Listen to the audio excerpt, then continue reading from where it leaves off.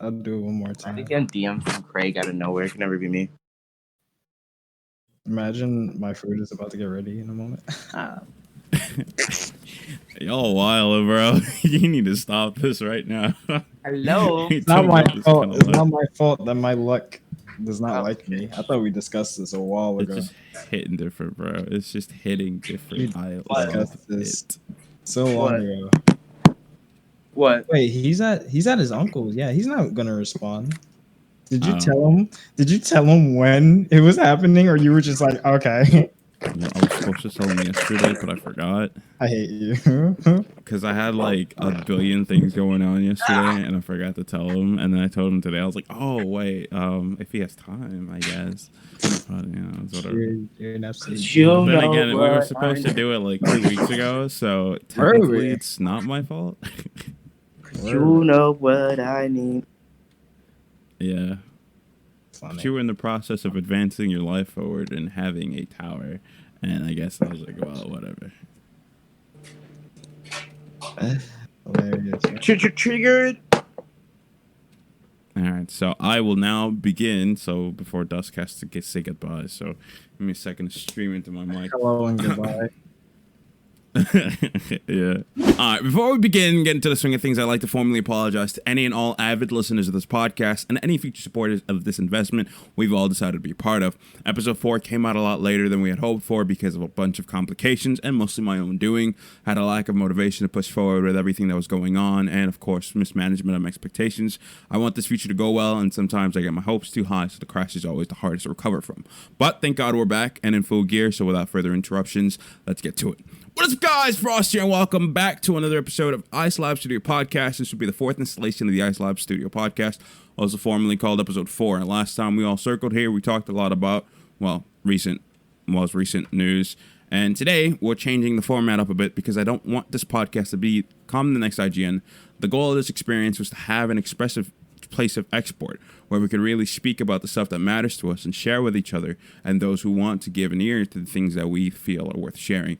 So to give an example, What I Pray to God or Envision, take Sea Dog VA's Anime Man and Gigix podcast Trash Taste as an example. It's a bunch of dudes being dudes talking about and sharing life with each other. They express their emotions in a way that makes you feel upright. They share and say what they share and say is only scripted in a sense of topic, but everything else just flows naturally and from their hearts and experience and chemistry with each other, making every moment meaningful and real. Hopefully, it becomes more visible as we go. First off the list, let's get reintroduced to our stars before they go real quick. First on the roster, we have Todd, aka Future Game Dev of Silver Moon and CEO of Howl Studios. We have Nexus Dusk. Before he goes, Dusk, say hello. Yo, what's good? The man, the myth, the legend, with 10 mil subs on YouTube, Sir D himself. And sadly, Wolf can't join us today. Wolf, prisoner of Couch Coon and the Conqueror, keeper of evil cats and Bark Dog. So guys, say hello. Come on. Was he actually planning on coming, or? Exactly. I have no idea, dude. He's that one wild card where you just have to control your expectations and be like, he might make it, but at the same time, he might not. So I'm the wild card. What? No, I'm the loose cannon. We were also supposed to have a special guest, but they did not make it because I got lazy and forgot to tell people I'm stuff. gonna quietly take my leave. Now I have to have a conversation later. Thank you. What do you mean? Because then he's probably gonna call me back when I'm in the mood of not talking to people. To introduce this new format, I've asked everyone to come up with a list of 5 things they feel wholeheartedly about and jot it down for us to converse about. The reason for this is to give everyone a visual representation of how things should flow and feel and go. Hopefully, as we continue, won't need a script and things will go about more naturally. But till then, Serdi, let's start with you. I saw you had some really interesting things to share with us today, Serdi. Yes, sir. All right, so you were talking about structures underneath Hawaii. Hawaii and the Marquesas Islands. So it's not like a typical structure like you would think, like an alien structure or like ancient civilizations. But basically, geologists took technology that they used to look out into space, I believe, and see like different planets, and we used it on our own planet to look down into the Earth's crust. and we found hotspots under Hawaii in the Marquesas Islands. And basically, it's like prehistoric material that we don't even know what it is. And they think that it's like has to do with earthquakes and basically, yeah, it's interesting. And a lot of people, like, I first saw it on Twitter and had like an article. And everybody was like, "Oh my god, alien structures underneath the earth! Oh my fucking god!" And I was like, y'all, chill. You didn't even read the article first off. Like, it's like I mean, it's like, material. It's like the meme. It's like I'm- the meme. No, Aliens. literally. honestly, it's not unbelievable, but I can also see it like being either two things where there could been a civilization from the old that we have no Mhm. idea or knew about because they could have, ocean rises, so they might have, died out. Right. But at the same time, we can't also deny the possibility of it actually being an alien structure. No, Because it's true. It's true. because also think about it like this way: we haven't really like gone to the floor of the ocean. Mhm. Like there could be creatures like prehistoric. Like I know there's a lot of movies, and like they're like, oh, there could be sleeping creatures Like the Meg. deep down there. Yeah, like the Meg I or some shit. wholeheartedly agree with that. And I'm like, and you would think it's silly to hear, but it's like you can't. But the thing about that is you can't prove. So like let's say we're arguing, right? You can't prove me wrong, and I can't prove you wrong Mhm. because no one knows. So Exactly. it's completely fair to speculate. Right, we 'Cause can't it even can- get it to can that definitely- point in the crust either. Like we go there and we get Exactly. incinerated, or the world blows up. Exactly. There could be creatures down there Hmm. that we never knew about that could be like huge and can only live down there because if they go up here, it wouldn't work out. Or you could also argue because with history, because history gets touched a lot. Mhm. Like some of the things that we thought was true might not be true. So if anything, there could be a creature like big or whatever, but it might have been we as humans might have drove it down there or anything or something like that.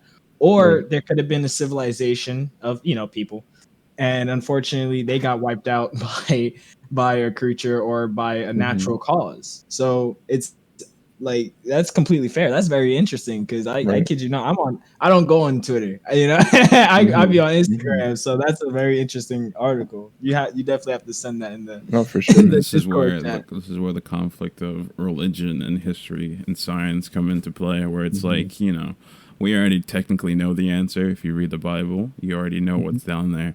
But then again, if you don't and you're one of those people who believes in science, well, it's all questions to you. But some people already know what the answer is, and they're like, eh. And that's another But thing. like about the that. funny thing though that I don't get is how we know more about space and the universe than we do know about Our the own exact planet. place that we live in. Hmm. Like we still have yet to answer the idea of like how the human body works. We're still finding new things out every day, but we know that we know the heat temperature of the sun. We know how far away it is from the planet. We know the habitable zone on the non-habitable zone. We know about the movement of said zones. We know about freaking solar explosions and shit like that. And yet we don't even know about like if the Bermuda Triangle is actually real or not. That's why I said that things are altered because that's why I also mentioned about how history is constantly altered because we don't know if it could be true or it is true and some higher up person in the government or in unknown organizations could Just trying to have keep it quiet. taken away. You know? Yeah, kept people quiet. And some And that's the people problem. Hmm? And that's the problem. Like we'll never know ever because there's always somebody trying to hide the facts. Exactly. And that's why I also find it, and this is my personal opinion, and anyone can fight me on it. But that's why I also find people ignorant not to think outside of their box. Like I find it very ignorant when someone like for example, and this is the most popular one, aliens, for example, right? The problem with aliens is that you have every right to, say you don't believe in them. But to get into a full blown argument about it, I find it ignorant because you don't know. Like I find it like weird that people can't be like, huh, I guess there is more to my world, or there's more to than what I currently believe in. Because the problem is we keep separating stuff.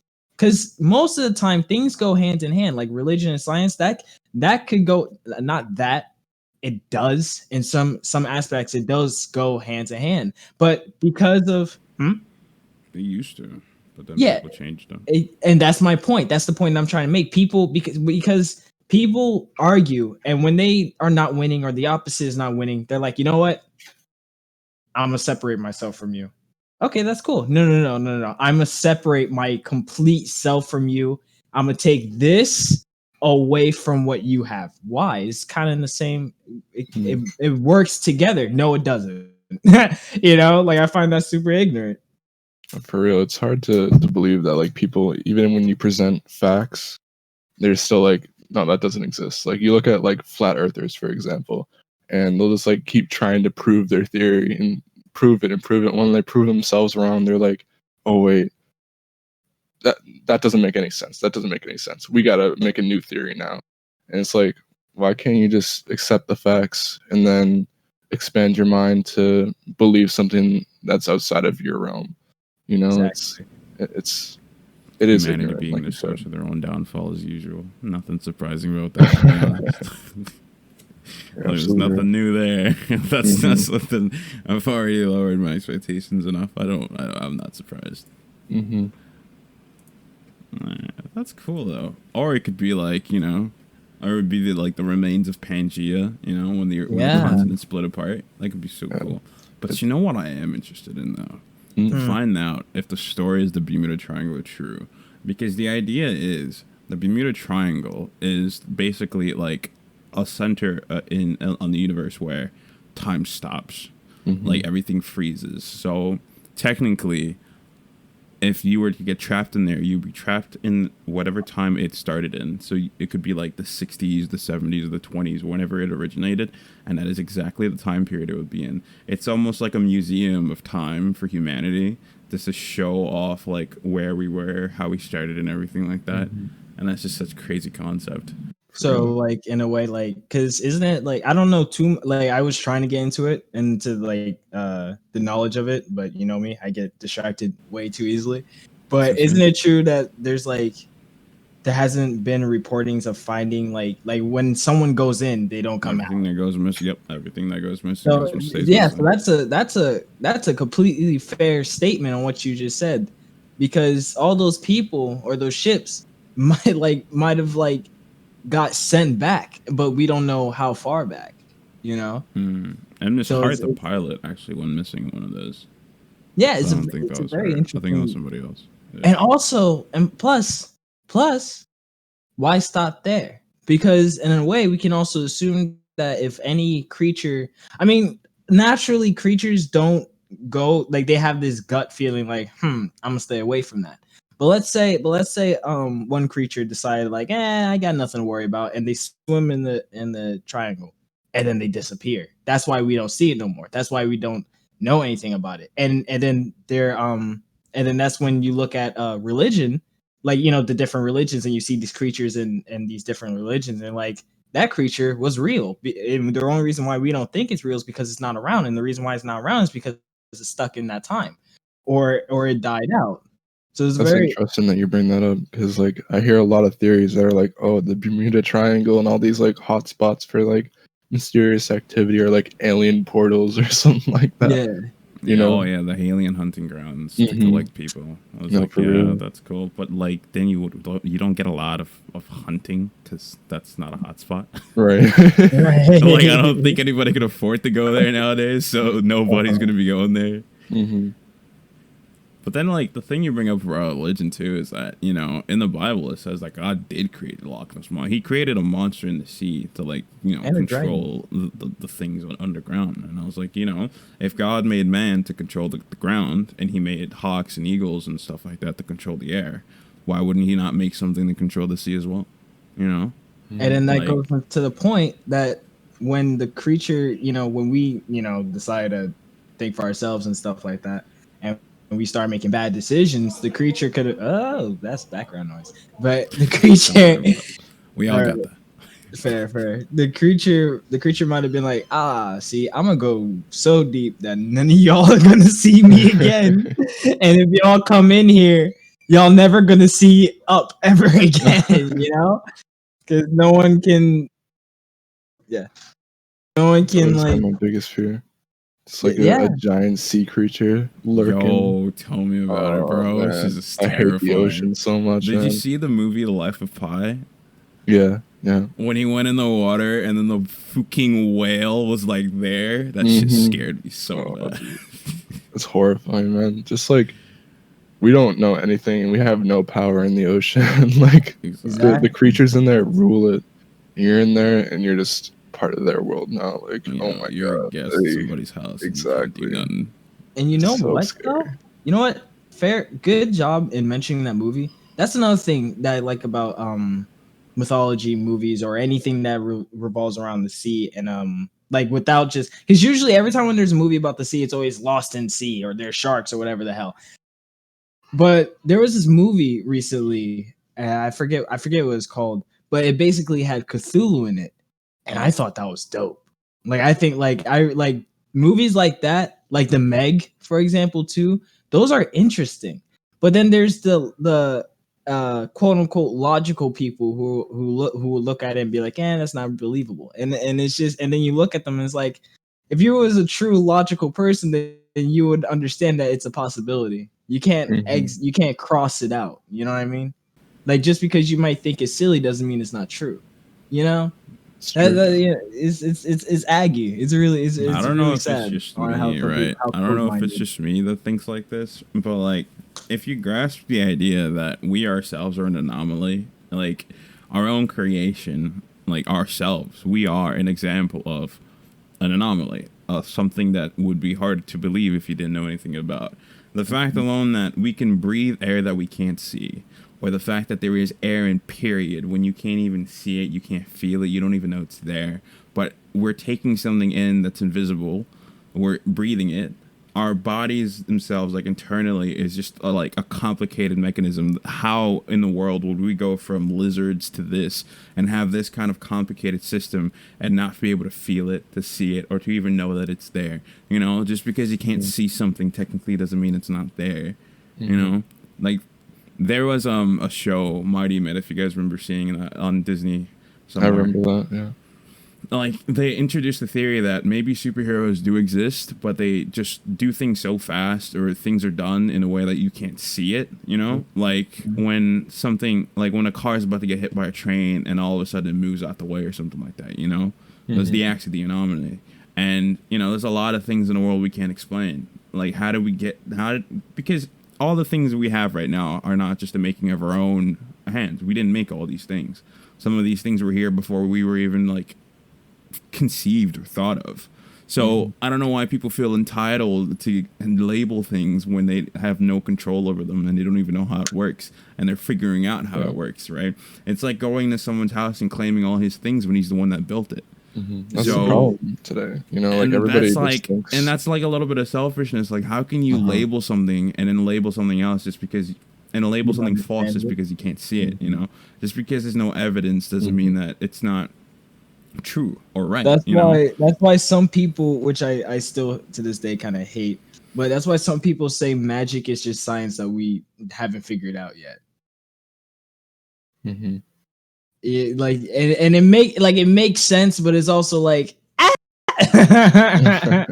like you know, you're making half a point. You're making half a point. Because it's like, because humans are, first things first, humans, like, you know, us included, we're naturally selfish, but everyone has like a positive selfish need or a negative selfish need. Because technically, like I'm selfish because I just want to protect my mother. Like to some people that may be selfish because it's like, wow, so you taking all these supplies for your mom while we have 100 people starving. Yes. You know, that could be that could be labeled as selfish. That's why it's also like these wars and shit like that. It's all based on where you stand. That's why good and evil is like it's a concept, but at the same time, it's not just like some people out there are truly evil, like no doubt. Like some people are truly evil, but it's all about where you stand, like where your principles lie, like where's your morals and ideals, because not everyone can agree on things, which is unfortunate. A lot of people just take things as black and white or good and evil when it's just not that simple. Life alone is just so complicated in every single aspect that we really can't explain a lot of things, and people are so quick to believe that they know everything or take something that they learned as the gospel when it's really just not true. And maybe they can prove some of the stuff, but also they can't prove a lot of the things that they're saying, or they're just closed-minded because they think they know everything, right? Yeah. And even with that, sometimes people are proven wrong and they still don't believe it. So it's complicated. That then just falls down to ignorance and just being stubborn and not wanting to admit that you're wrong, because no one wants to know that they're wrong, And it's funny about what you said about selfishness is like, because I remember watching Vinland Saga, and I know I relate to a lot of fictional stuff. Like I don't care, but like the line that was said during the king's scene where he was talking about, he was trying to figure out what is love, right? And he found the answer that it's not love; it's just different degrees of discrimination, right? Like, and it makes sense, right? How is it that you would treat somebody you don't know rudely, but then you would have all this attention and favoritism to somebody that you do know? And it's not love, it's discrimination to a certain, it's different degree of discrimination. And it's true. It's not wrong at all. Like it is fact. Love would be explained as being able to give without, without wanting back, or giving without condition, right? And giving to everybody. It's like, he went into a more morbid line where he was like, love would be, when we die, we give back to nature, we give back to the earth that we took from. We give back to everybody. We don't cry, we don't complain, we just give, and we feel justified about it, It's like that. And that's also how everyone works, right? So if you see everything as just different degrees of discrimination, it makes things a little more viable to why people do the things that they do. That's why you're more leaning towards helping someone that you know personally rather than helping someone that you don't know. And when you break that boundary, that's when I feel you find more life, and you're a lot less chained by negative emotions, because everyone is born with a potential for evil and good, right? And that is something that we are all born with. It is the standard of human creation. We're all born with potential for greatness, or potential for malice. And when you realize that, when we break away from humanity, from your own humanity, your own weaknesses, and you start to see the world in a more systematic way of, consequence, degreeing discrimination, you always try to vary your perspective on whatever situation that you're in. When you finally can grasp the world in that concept, then you start to see yourself in your own place. You start to see who you are and what you are, and what you can do, and then you have more respect for things that are greater than yourself, and you start to take care of things more based on, appropriately. And that is how far down we are as a race, because we don't see that yet. We're still blinded by all these things. It's a funny, it's like a funny reading to get into when you start to see the world like that. And then everything just starts becoming a lesson, and you start to learn and grow with it. You start to mature into a different person. Absolutely.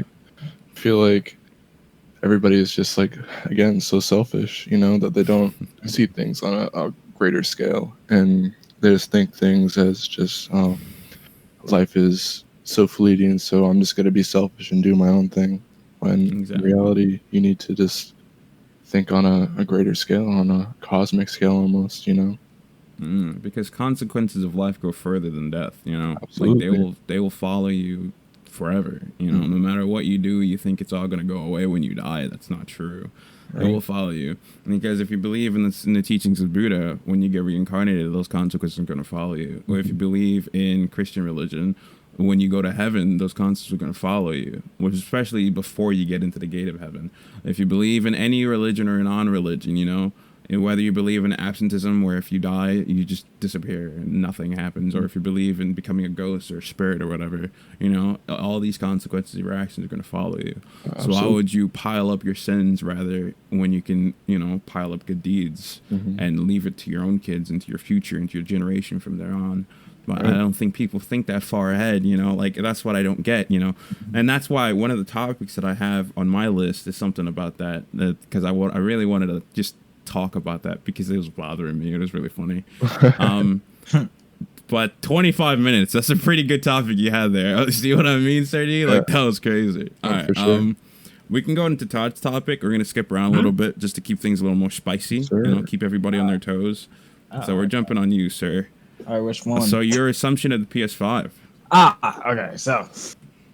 Okay. So as you guys know, I'm a big Miles Morales fan, right? So Yes, obviously I've been trying to keep track of the release date, the information behind it, and stuff like that. And I picked up on something. So it says it's going to be released on like the holiday, right? November. Right. It's gonna be November, right? Because of Thanksgiving. Yes, right. So if it's gonna be released now, there's like two assumptions that you can make with that. Either the PlayStation 5 and the game's going to drop at the same time and they're going to have it like in a bundle, because you know how like PlayStation 3 and 4 and even Xbox, like when you buy the system, a game comes with it, right? How they do that sometimes. I'm not getting any yeses or nos. Yeah. I was like, am I the only one that get those? Like, I'm sorry, I don't buy the system only. No, I as actually, because I've been keeping a lot of track. I keep keeping. Oh my God, English it's hard. I need water. I've been keeping track of the PS5 news a lot because the thing is, speculation or rumors are stating that on July 13th, PS5 will be open for pre-order. And being content creator and and everything like that, I have to try to get my hands on it first as soon as possible, so I could talk about it and do reviews and stuff, so my channel can stay relevant. But yeah, I've been keeping keep track of a lot of the information roaming around. I'm following this channel called Chip Chang, or whatever his name is, and he's been talking a lot about the PS5 and everything that's going on about it. I've been reading articles. I even signed up for like all 3 stores. You know how they're like, okay, we don't know when the PS5 is going to come out, so we'll give you a notification. You just have to sign up for the email. I have signed up for all 5 stores that had it. I got GameStop signed up for it, Best Buy, Walmart, everything. So when the moment that thing goes up for pre-order, I'll know it. And then I've been trying to follow the information, like the types of games and stuff that's going on. So I have a lot of information based on the topic of the PS5, to be honest. Okay, because I was guessing. My guess was, since the Spider-Man game was I first with the holiday, but since you shortened that discussion, I'm not going to say anything on that. But I assumed that they would release the price like in August somewhere, and then it will go for sale like in September. Because the first holiday, because like I said, since it was just a general statement of holiday, you can assume. Well, I assume that that they mean Thanksgiving for the first time, right? So obviously they would have to release like the price of the fucking PlayStation 4 and the game at least like around August or September. But let's say I was wrong, then they would have to do it on December, which they did with PlayStation 4, and that would make sense because of Black Friday. So it's all about the marketing system of it and like when's the best day, because Christmas, for some people it's just gifts. So it would make sense that they would put the PlayStation 5 on shelves for like basically a locker clean out. So that was my 2 cents of like it would either have to be released, like the price would have to be released by August, because if they decide to release the Spider-Man game in November, and then they'll put it on shelves. Here's a little bit of a conspiracy for you though. Here's a little bit of conspiracy. There is a genius to Cyberpunk. 2077. You know how they pushed it back to November?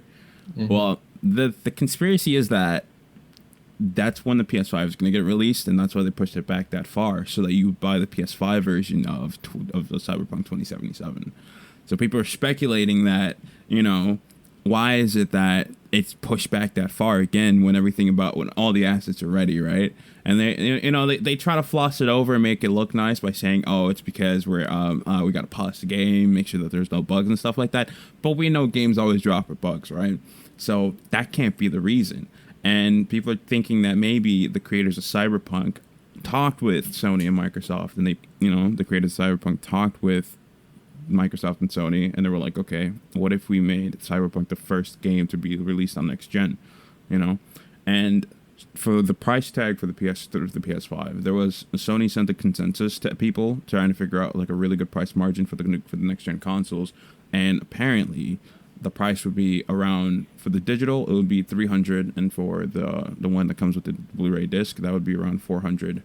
And that's the price based on leaks and information and stuff based off from the consensus and whatever. That'd be beautiful. No, and in terms of the games, though, recent information has shown that the prices would go higher. Yeah, so digital games would be $70 instead of. Digital games would be $70 instead of the usual $60, and that's because publishers are making it so that you have to pay for the upgrade. So you have to pay to upgrade your old gen games to be upgraded for the next gen games. But Microsoft is trying to seal that, so games just stay at $60, and that's why they're getting a lot more favoritism, because nobody wants to pay $70. But if you think about the fact that such a powerful console is being sold for cheap, and you get all the benefits for like $300 or something like that, I feel like that's a good trade-off personally, but I can understand where it would start being a problem, because if you're trying to like buy bulk games, at some point that 70 plus is going to start adding up, especially on digital, because Sony already has such a high tax, which is like $4.40 for like everything that you buy, no matter if it's on discount or not. So yeah, I can see where people would be having problems like for that. Especially for the long run, because like, yeah, but like, I buy my games in moderation. I don't bulk buy games, because it's not like you're gonna play every single game that comes out. It's not like you're gonna play Vampire Masquerade, Dishonored 5, whatever comes out, Far Cry 7. But that's the thing. Some people do though. That's the thing though. That like some people actually do, especially kids. Like, yeah, but then if that's the case, then you already got money to spend. It all depends, because let's say that you're a single mom or a single dad. You want to make your kid happy and shit. And if they're asking like, yo, I want this and this, like obviously you could be the parent where it's like, no, we're tight right now. I gotta sit down. But most of the time, these single moms and single dads, they really want to make their kid, happy, because they're living in a bad situation. So they want to make their day. So they're gonna want to do what they want to. They're gonna want to get what their kid wants. So it's tricky. Like that whole situation is tricky, because you never know what someone is going through or why they do it. Because yes, you could look at it as like game, right? But then you can also look at it as like, yo, this is how like this would really make someone's day, or it helps them, because like there's some people who play games as like a coping mechanism or to like escape from the real world. So I can understand, like I can completely understand why some people are a little bit worried that these games are increasing, because when like, will it stop? So like, are they gonna, because the thing about these companies is, and also thing is that they're opportunists. So if they see that they're making more movies, if they're making more money off of this, they're like, we should keep doing that. You know what? Let's say in the far future, right?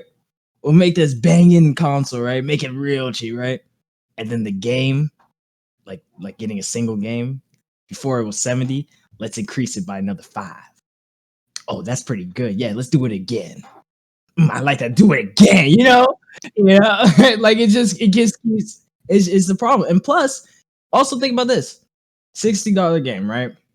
And then the deluxe is like 70, right? I'm talking about modern right now. I'm not talking about like, in the future. I'm talking about right now. Like usually the game is like 60, and then deluxe is like 70, and then the ultimate is like 100. But now that the game is going to be a natural 70, how much is going to be the deluxe? How much is going to be the ultimate?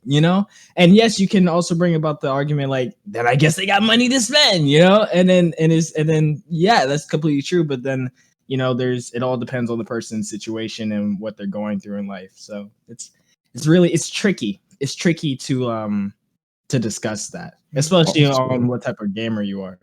Also, I've heard that like on the flip side, like sure they could be raising the game for just like the price reason, but also like tariffs too, making the games in foreign countries and having to import it over here also comes with a price too, with tariffs and all that. And I heard like a year ago that they were like going to be $80 in the future, so you also have to take that into account. And it's like just like the climate of the world, especially, like things get more expensive, and tensions between different countries. And like a lot of games are made in China, I believe, like the US especially. It's like, yeah, especially with the whole like everything that's going on right now. Exactly, especially with everything that's going on, like you literally just said. Isn't both some good and jobs bad. like isn't the market getting a little bit bad? Sorry, I'm eating. But It's fine, dude. Don't worry about it. We're all here to express ourselves, bro. We're just homies being homies, man.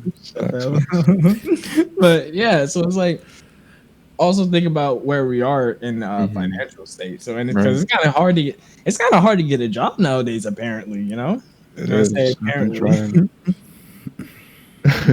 Especially after COVID too, because like all those mouths to feed, bro. So it's hard. Yeah, and that's why I feel like, even though some publishers don't want to raise the price, they have to do it to pay their employees, keep their business running and everything. So it's like it's a trade-off of like, yes, you're putting a lot of the consumers in a very tight situation, but if you want to keep making games for consumers, you also have to put them in that situation. So it's a trade-off. And also, if we think about like way back when, games used to be $50, but the price went up again because of the consoles. And now I feel like it's just a trend at this point to just keep increasing, especially since the console prices keep lowering. But also, the PS3 was sold for how much? Like almost $600 or something. Yeah, it was expensive. Yeah, exactly. At launch. But also, don't forget that back then, jobs and certain jobs was kind of easy to get. Like money wasn't like, for example, here's a perfect example. Pennies were actually useful back then. Pennies were actually legitimately useful. But back then, the people who got jobs weren't the people who were buying the games. Because I know a lot of my friends who were living off of like government support, and those were the people buying most of the games. Right, and they could have been using it for a coping mechanism or just to get their mind off things. That's why I said that's why I said it's a sensitive topic, because no one can like claim ownership of this is right and this is wrong, or you shouldn't feel this way, or it's like it's not that big of a, like it's hard to pinpoint like what is right or wrong, especially when it comes to business. Right. That's why it also ties in with our previous conversation about different morals, selfishness, like because like you said, they have to worry about their employees, and to us, like the consumers, we might think, yo, that's selfish. But to them, it's like, no, it's not. Who's gonna put food on their plate? Like, hello? And then some kid with an abusive dad might be at home and be like, okay, but who's gonna help me escape from this reality? I'm just a little boy. Like, I feel difficult. like, there in that situation, it doesn't really come down to, okay, is it right or wrong to increase the price? It's just, how do we alleviate this kind of like problem that we've created? And if Sony does go along with what they said that we're going to do, because what they said that we're going to do is allow you to play PS3 and PS2 games like the way you used to, you'd be able to play those. Because if you think about, the new games coming out aren't coming out until 2020, 2021, until 2020, like all the way to 2026 at this point. Because, out of the games that they listed, not all of them are coming out at the same times, which allows for, more time for people to breathe when they make a purchase. Because they're not like gonna bulk buy, you're not gonna bulk buy, wait until like 2026 to bulk buy every single game. You're gonna buy them as they come out. So having a strategy where they release it more appropriately to allow people to recover after a purchase, and then have other game publishers lower their prices or have their prices stay the same at like 60, because most of the games that we have are coming from small indie companies, right? So a majority of these people are the only ones releasing games yearly rather than monthly rather than yearly. So, they don't have to increase their prices, but big AA triple companies like, the creators of Cyberpunk 2077, for example, they have to increase their prices because if you think about how much they're pushing for, making sure that the games matches the console now, because if you think the Unreal Engine 5 hasn't dropped yet, so most of the systems that they have, like for Star Wars, for example, that's still like some old gen engine right that they're running. So if you think about the fact that they have to run an old engine to try to catch up to this new gen console, it requires a lot more material and manpower. So they have to, like, it's not a matter of, oh, we want to, it's a matter of we have to if we want to keep making games for you people. So that's it. It's one of those, like, you can never be right, you can never be wrong kind of situations. It's just a matter of finding. Just a matter of how they do it. The gaming company has to put in effort to try to alleviate as much of the pressure that they're putting on people, and the people who are like, who are technically buying have to, I don't know, find an alternative or something. Because now, if you think about the fact that this also allows for a lot of opportunities for other websites that cut down on prices, like G2A, for example. I'm still waiting for a sponsorship, by the way. I need to get 1 million subscribers, please. They sent me an invitation to be a sponsor for them, where it's like, okay, they cut down the prices of games to make it more affordable for people. Those people are now going to have better business because, no one wants to buy a $70 game. But if G2A, for example, cuts it down by, like, $30 or something like that, they're going to get more profit now. It's business for everybody. The game companies get to feed and pay their employees and keep making games. The people who the consumers who can afford the $70, they get to put the money in and support their business. The people that they look up to, the people who give them the games that they want to, the people who can't afford it, they have alternatives. It's not all black and white because there are alternatives to the situation, so it's not all bad. And I'm pretty sure a lot more people have bought more games from G2A than they have from the PlayStation Store, from GameStop or from Walmart or something. I definitely know I bought a lot more from other sources than from Walmart because they make stuff expensive for no reason. I agree. So yeah, because it's like 60 years of playing video games, we found a way around situations like this. And also remember, games used to be $50, so we found a way around that. So this isn't all. It's not the end all be all and whatever. It's just a matter of how they handle it. Really, it's really a matter of how they handle it, especially with what's going on in our state, in our state of the world. So yeah, exactly. It's all fully it's getting better. It's been slowing down. Of course, the places that have the most populations are getting hit hardest, but hopefully they should recover soon enough, and we should be able to go back to a semi-normal life. We'll see. But the good thing, though, is my school's open again. Are you gonna go though? I'm not. Exactly. I'm like, you bring that up like you're gonna go. Alright, so I guess we can jump into one of mine. So the Promised Neverland manga is ending. I heard about that. That makes me sad. That makes me sad. I'm actually, and I don't know if it was this one. No. What manga was it? Oh, it was a Fire Force manga that we talked about last episode, where I was like, oh, that's the manga, the mangaka's like last ever manga that he's ever gonna make. Yeah.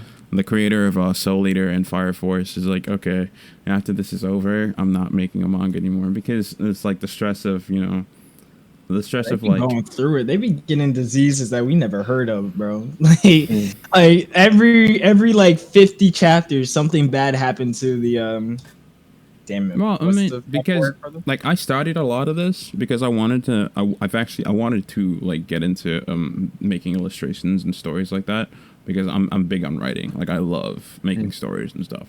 So I've had phases where I wanted to be a freaking architect. I wanted to be an engineer. I wanted to be a mechanic. I wanted to build cybernet. Control population. I wanted to make video games. I wanted to do a lot of things. So I put a lot of research into these things. And if you actually find an article that explains like the schedule, the daily processes of a manga artist, you kind of understand why they always get sick and you stop being surprised. So all you just want is for them to get better. Because it's like you know, like they wake up at 5 a.m. Sometimes they wake up earlier. Sometimes they don't even go to sleep. You know, it's like 24 hours. You're sitting there, you're drawing. That's why a lot of manga artists buy, you know, they pay for like support, for trainees or whatever they're called, underlings that help with the coloring, that help with the storyboarding, that help with the computer things. Because it's like, imagine you're a single manga artist, you know, you're working in your office or whatever. Especially You know, you're expected to make like 50 pages, like that's like 10 panels per page with a lot of words and everything, and you're not only just drawing like the full panel, you're drawing the sketches, the designs, everything, you know. You're here coloring, inking, everything. If you have to color, hopefully you don't, because that's just more stress. And so, you know, you're drawing the drafts, you're drawing the finished pieces, you're inking, you're putting it in the computer, because that's what we do now. And then you color like that. You're doing that for 50 pages, 10 panels per pages. You're doing that every single day, you know, because you're expected to have it in like, depending on your contract, you know. Sometimes it's a page per week, it's a chapter per week. Sometimes it's 3 chapters per month, and you're expected to hand it all in on the date, on the dot, you know. And you don't get time to sleep, you don't get time to go outside, and that's why a lot of manga artists have like nutritional issues. Like their nutrition goes down so fast, and that leads to immune deficiencies, which is why they're more liable to get diseases, because it is a tough process, you know. When I read about it, I was like, you know, I was willing. It comes down to like, you know, when you want to be a manga artist, you have to ask yourself if you're willing to go through all this just to sell your story. And, I mean, it's tough too. Like, I don't know. I've always wanted to be like a manga artist or something like that, or some like creative on the along the lines of just like making a story and just like following that dream. But like, it's just so hard, you know. Like the creator of like Yu Yu Hakusho, for example, and Hunter x Hunter. I think his name is Tagashi, I believe, and he like couldn't even finish Yu Yu Hakusho because he was just like so down in the dumps, and like he had to apologize to his fans. He's like, "This is not how I wanted to end the story, but my hands were tied," you know. And it's just like every single manga or mangaka, just you hear that story over and over and over and over again. You understand why there's so many hiatuses for so many popular manga, you know. It's Yeah, just because such a after you grueling get through like process. 50 chapters, you know, like your first chapter, it does well, you get serialized, you feel like you feel great about it. But then when you're 50 chapters in, and you're like, you know, you're getting a lot of support from these people who you've touched, you've changed their lives, but it's like, you know, social isolation, mental isolation, emotional isolation, and like just working every single day, you know. At some point you're just like, I can't, you know. Like, it doesn't matter how much I love this series, but it's either this series or my life, and I have a lot more stories I want to tell. So they gotta, like, you know, pick one and go with it. And it's a lot more tragic of a story than you would think, right? You know, these people who change our lives with stories that they tell, you know, living exactly the stories that they're telling. Like, it's crazy. And they're so underpaid too. Like I hear constantly about how underpaid and misrepresented they are, and just like they're put through the meat grinder constantly. And it's like these poor people making like such incredible narratives, you know, and they have like almost nothing to show for it because there's a shell of what they used to be after they're done, you know. Yeah, that's why a lot of people, like, who truly support what the author does, like, they're like, please don't just illegally pirate this stuff, you know, like, most of the money that they make doesn't even go to them. Like, if you support them in any way, shape, or form, that'd be fantastic. Exactly. You know, some people think that's kind of a nuisance and it's annoying, but, you know, like, we all gotta survive, you know, so. Oh, absolutely, man. Yeah. Alright, so, do we want to get another one of Sergey's topics? Time travel. Time travel. Ooh. Yeah, science. This Time one I'm travel is not possible too using quantum computer.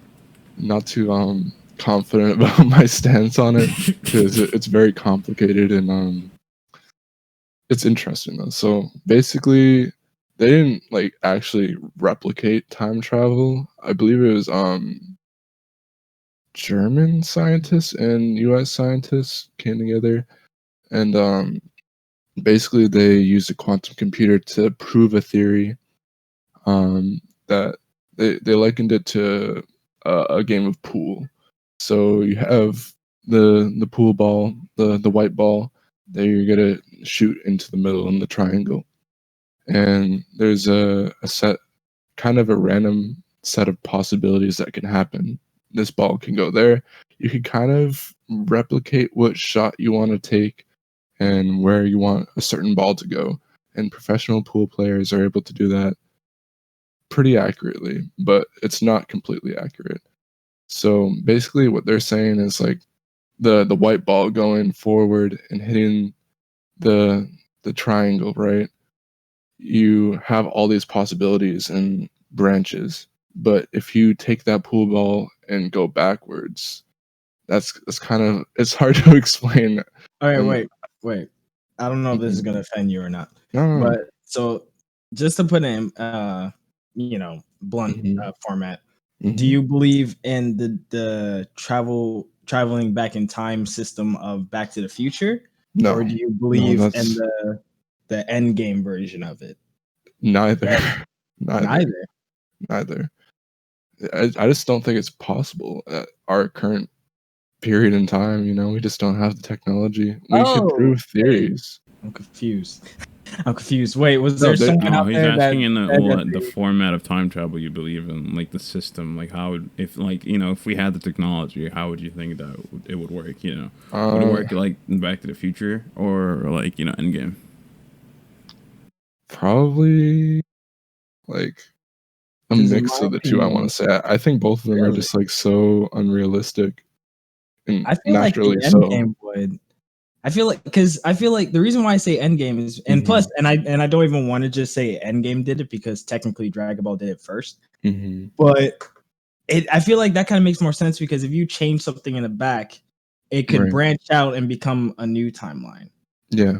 I guess Endgame would be the best possibility.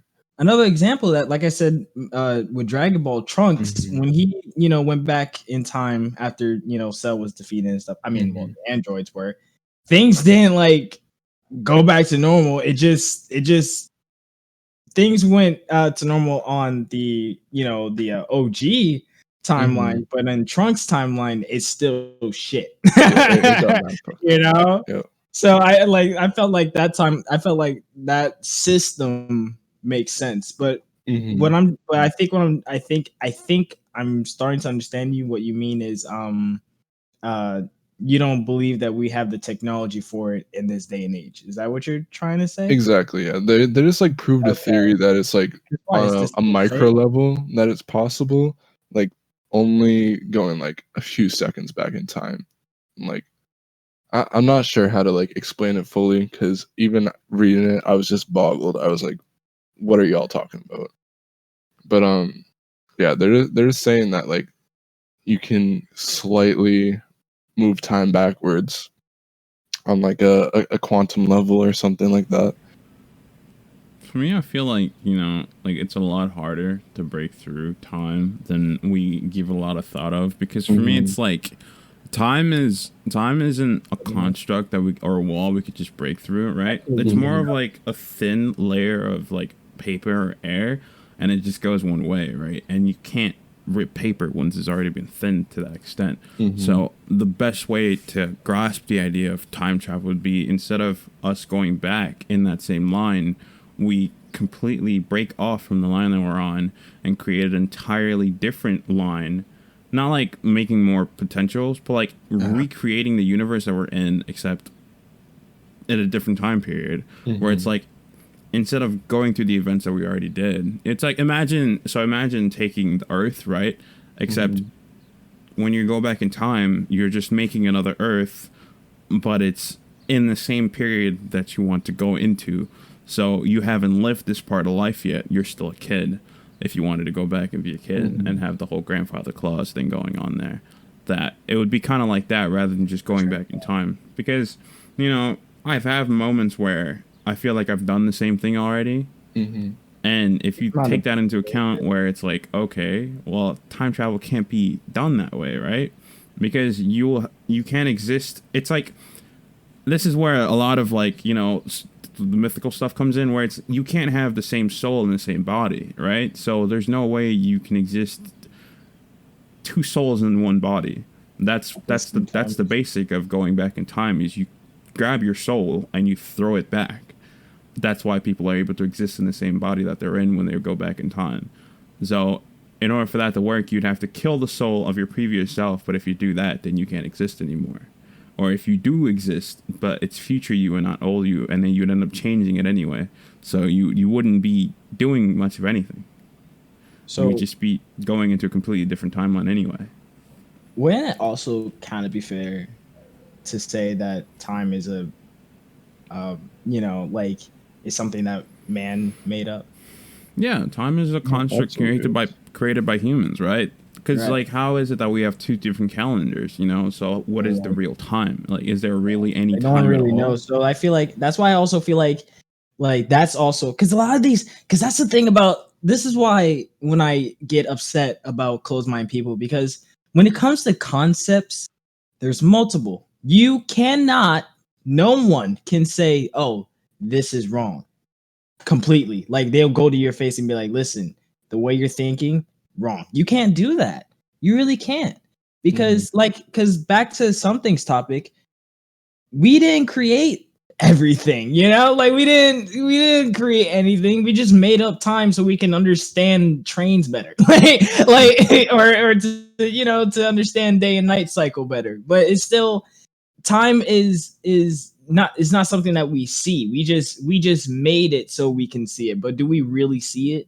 Like the best way we can, I guess, quote unquote, see it is, when the sun goes down and the moon comes up, and then vice versa. But it's complicated. Like time travel is complicated, because what's another argument that someone can say? They could say like right, that you're completely right, Sir D. Like in this day and age, we can't do that. But what about the future? You know what I mean? Like, someone can argue. Yeah, like someone can argue and be like, well, what about in the future? Someone might have done something and came back. Like, you don't know. With like the advent of the quantum computer, we're finding new stuff out every single day. Exactly. Who says 20 years from now we won't have that technology? Especially with the discovery of the parallel universe where we all exist as women. I will admit, though, that one, the parallel universe, I do think it's a possibility, like multiple dimensions. That could actually be a thing, because let's say another you, because another way you can make this go, and this goes back with the end game time logic, is that when you make a decision, what if you made what if you made a good decision, but what if you made a bad one? That leads to a whole different timeline of you making that bad decision and seeing how your life turned out after that. Like, there's multiple dimensions. Like every sentence you have with someone, every conversation, debate, if it can turn out differently, that just links to a different timeline or a different dimension. So it's like, these concepts are limitless. Like, we can constantly keep thinking about it, because you could be right, I could be right, anyone could be right about it. But to flat out get mad and tell someone they're wrong, and then split off and be like, well, I'm science and your religion were completely different, not the same anywhere. Like that's ignorant. I find those things ignorant. So honestly, but back to the main topic at hand, I don't think we have, because someone can argue with me and be like, well, you don't know what the government is hiding from us, because they do hide a lot of shit. I'm not denying that they do. But at the same time, it's like, it's not at the day and age that we are. Because remember, back in the day, people were like, we're going to have flying cars. And well, they all just work off soda bottles and shit, so. Yeah, so I don't think. I mean, then again, back in the day, people used to think that we were, a lot more focused on our objectives, and now we've been distracted by memes and TikTok and shit like that. So our attention has gone elsewhere. People are focusing more on media rather than on advancing human technology. So that's also fair. That's fair. I mean, if we did keep the train of thought from back in the day to now, we probably would have. A lot of the things that people hoped for back then would probably be, we'd probably have it here. And that's the fair point. But then I feel like another reason why we might have got distracted, like by an unknown force, is because what if we decided to be headstrong and do the things we want to do? Man, we would You have know lost what our own resources? destruction. Yeah, I, like I know where material. you're going with this. I did see that. I know where you're going with that. It's like the reason aliens introduced us to memes is to keep humans from destroying themselves because we would have ended up making nuclear weapons and blowing up the earth. Yeah, I know that. Like that one. I told that to my brother. Like it could be that one or whatever religion people believe in. Their gods might have been like, I see where you're going with this, and I'm gonna pleasantly kind of mess with your mind and be like, yeah, don't do that. Let's distract you with making you your own personal self more. You know, like or the third ploy. It's a work done by aliens to keep us dumb and stupid, so that we're easier to kidnap. That's a thing. That's a thing. Yeah, like if you like. Think about fucking people nowadays, bro. Like, there's almost like no logic or common sense running through anybody's head, you know? It's all just instinct, just a way to keep themselves alive, you know? And it makes sense if you think about it, because it's like humans back then could like solve a mathematical equation. Kids used to be able to speak 3 different languages at the age of like 5. I used to speak 3 different languages at the age of 5. But then you have kids nowadays who are just sitting inside, you know, playing games and watching memes and doing some stupid stuff like dancing in the middle of class. Like if you compare it, you can kind of see that it might not be that far off. Maybe it might not be a ploy of an alien. It might be the ploy of the government instead to keep people controlled and and controllable. And it all makes sense. Because none of this, all this stuff might sound like conspiracy, but if you actually take a step back and look at it, all of this stuff makes sense. Like it's not that far fetched. Yeah, I mean, just look and when you realize that, you're like, holy, dude. There's a movie about that. By the way, if I don't make it back tomorrow, if you guys don't hear from me tomorrow, just some dude actually did that too. About, what?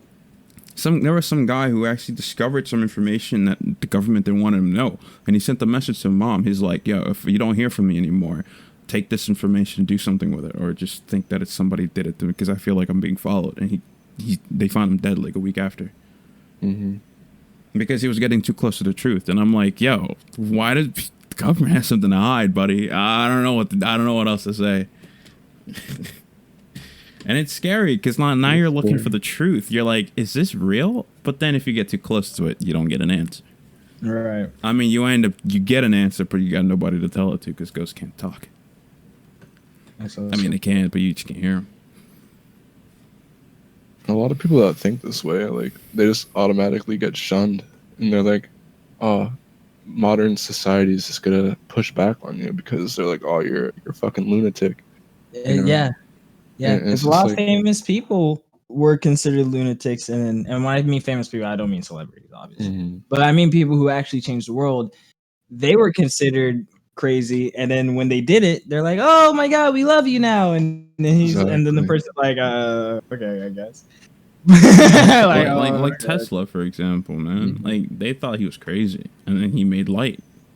But I feel like nowadays, people care. Like it's probably my generation and the newest generation. People care about what other people say a lot more than how it was. That's more formulated towards opinion and not like actual like conspiracy and stuff like that. I mean, there are people out there who are fond to conspiracies, yeah. So wait, so you don't think like for my generation at least, you don't think people care? Because like, okay, the reason why I say that is because like I said back then, you know, like with Tesla. He kept trying and stuff like that, even when people called him crazy. And nowadays, the moment we like that cancel culture situation, like people are toxic nowadays, like really toxic, and people get discouraged because of that. You know, that's why I said like it's like my generation and the future generation might be like a lot more sensitive to stuff. So that's why it might be hard to create new things because no one really like has the inner confidence to do it because it's a lot of work because like when you feel like the world is against you, I mean like it also depends on the person, you know, that's also fair because some people might look at other people's opinion and be like, okay. And then there's some people who look at other people's opinions like they're a god. So you know what? Yeah, it does depend on the person. But nowadays, I feel like there's a lot of those types of people. You know, like people get discouraged a little bit too easily nowadays. So it's complicated, you know. And live that's in a the crazy thing too, world. but like, you know, this toxic, you know, holistic nature, harboring opinions and all that stuff, and being deterred by people's opinion, this sensitivity, this easy ability to control and freaking, I don't know, depress people into a state of not pushing their ideals forward. You know, could all just be a form of manipulation. It is. That's why social media is here. But we will never know that, you know, because it's already been done. Mm-hmm. And I wouldn't It's be already too surprised far. that when something gets big, right, and people decide to look back at these old streams, and someone finds this not stream, and someone finds this old podcast, like this specific one, and then they're listening to it and they're like, these guys are talking nonsense. That's ignorant. I like whoever's listening to this, I think you're ignorant. like why don't you have an open mind? Like, are you that closed-minded? Have you ever heard of thinking outside the box? Because obviously you haven't. Like, you really haven't. To shun people like not even like us, like just to shun people who talk like this or even want to discuss things like this, and you just shut them down. That's fucked up. I don't like that. You're closed-minded. Like, you know, so Why it's not at least really like entertain the idea, you know, and just like yeah. think somewhere else that you're just like so set on your own ideals that you can't even see into somebody else's ideals and maybe have your mind changed, you know. You know what? Yeah, you make a fair point. So let me rephrase that then. I'm not saying no one can disagree. I'm not saying that. Not at all, right? Like, everyone has their own opinion, you know, and you can, you know, play on the topic a bit and be like, at the end of the day, I'm still going to think the way I think. And that's completely fine. It's just the shun part, treating I them agree. differently. That is bad. I don't Mhm. fuck with that. I don't either.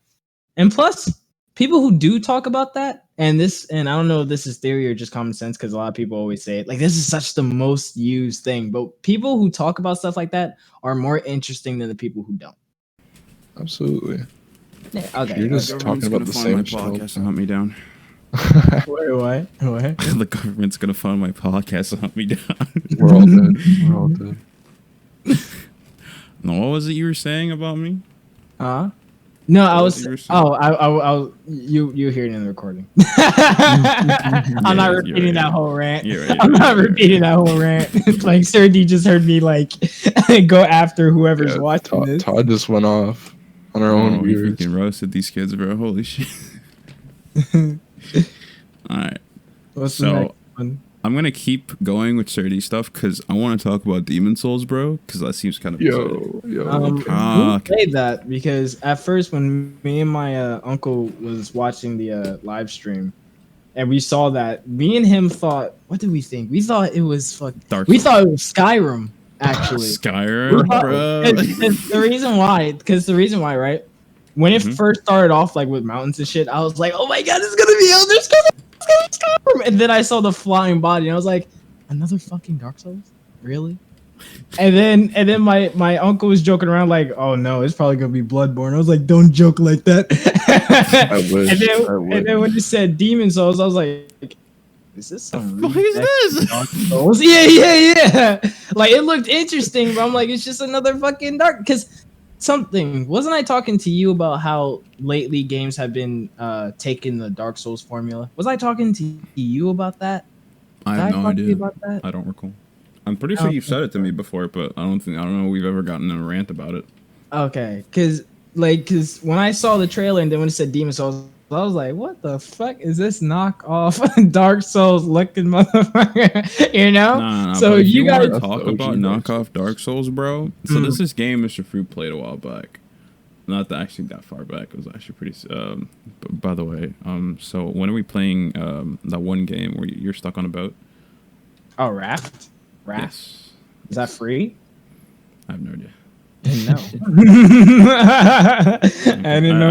I'd actually love to see us play that. That would be so funny. I would probably be It'd be yelling wild. at you. That's probably how it's most gonna definitely, be. which is why I'm so excited. That's why I'm surprised you didn't get art, because that would have been funny. That I would've have been it. What do you mean? You do?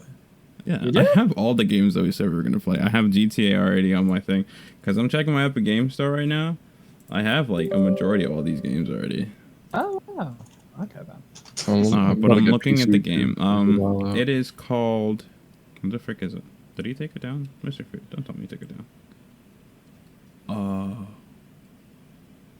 Yeah, Mortal Shell. Like, if you want to talk about bootleg rip-off Dark Souls, that is it. Mm-hmm.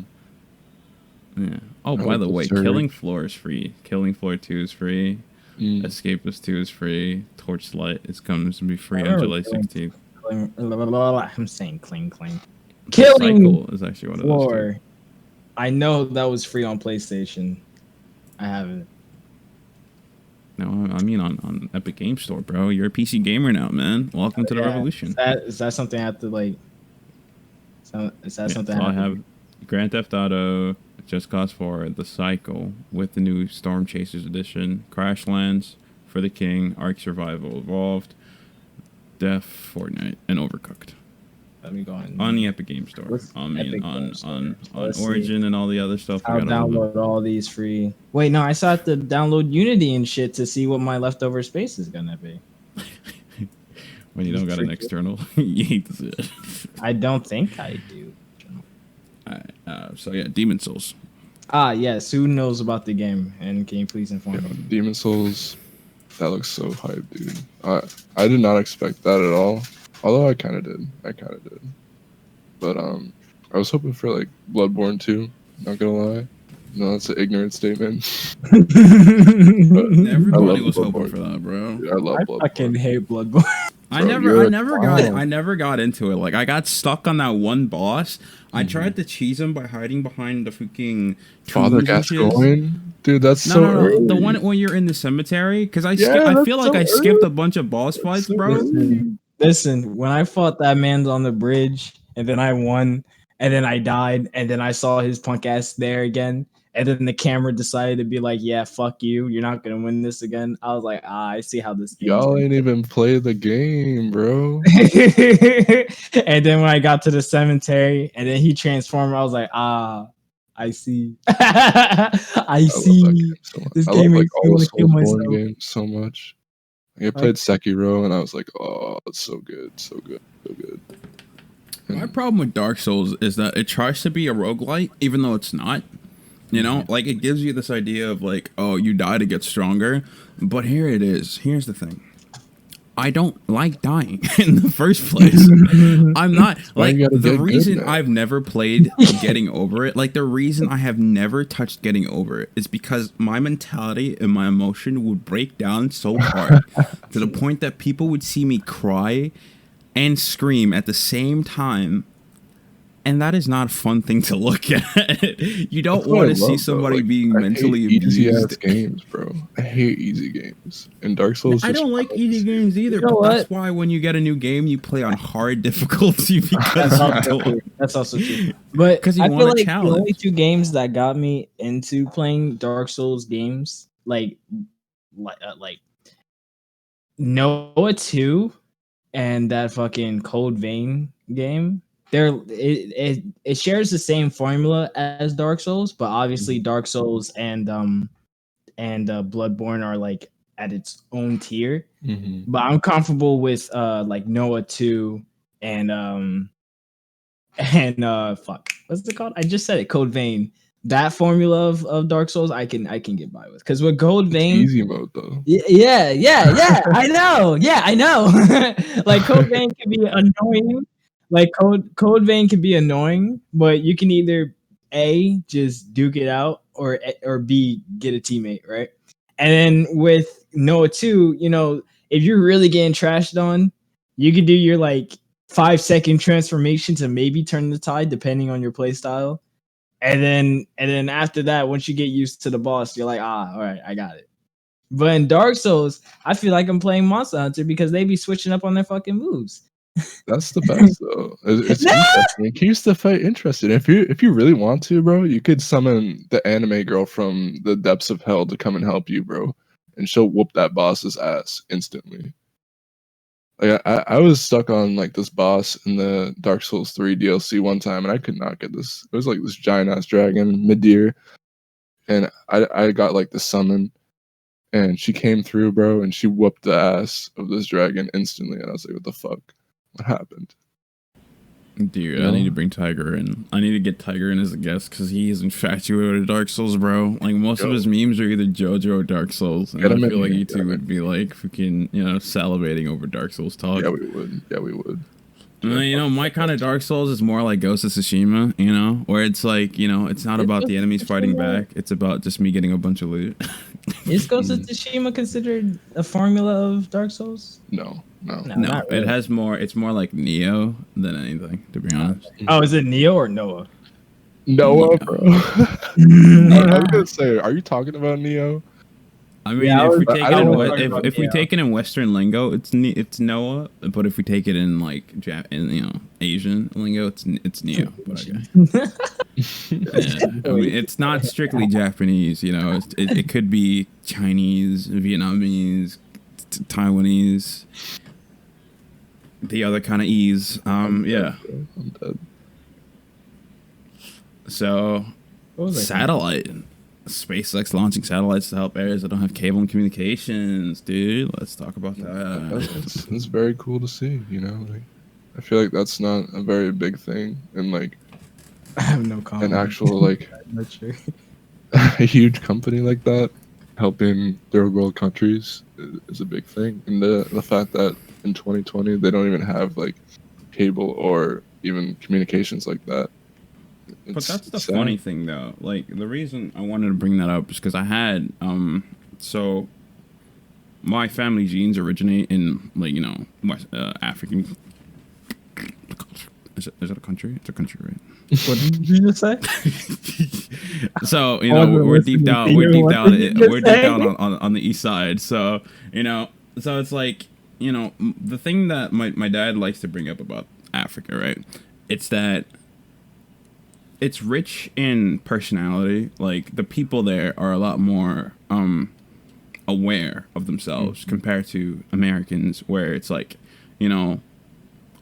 there's a lot of problems that grow in there, but it's more because of lack of education and lack of educational opportunities.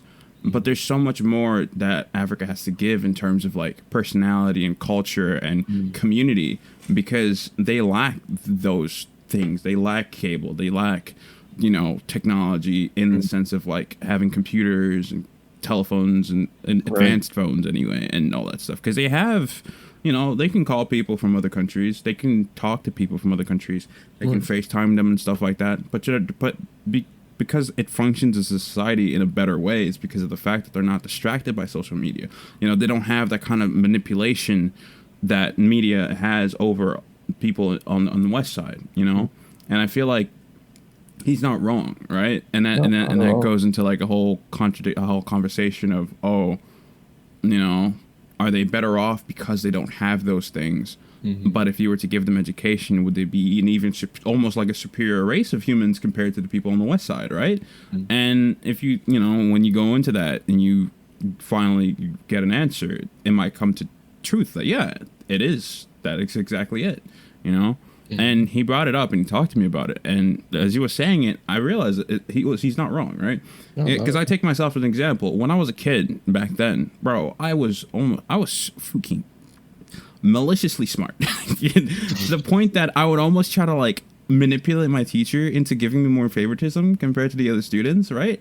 And to have that kind of degree of intelligence at the age of like 5, compared to now where I'm like, I feel kind of dumb, like if old me and me right now were to have like a quiz, right, I would probably lose because when you cut off those kind of distractions from your life, you spend a lot more time trying to take in information and learning and using it. Because I was having full grown conversations at the age of like 2 behind the house couch, right? I was talking with a bunch of my friends from other places, and I used to be like the ringleader of this little thing that I made, right?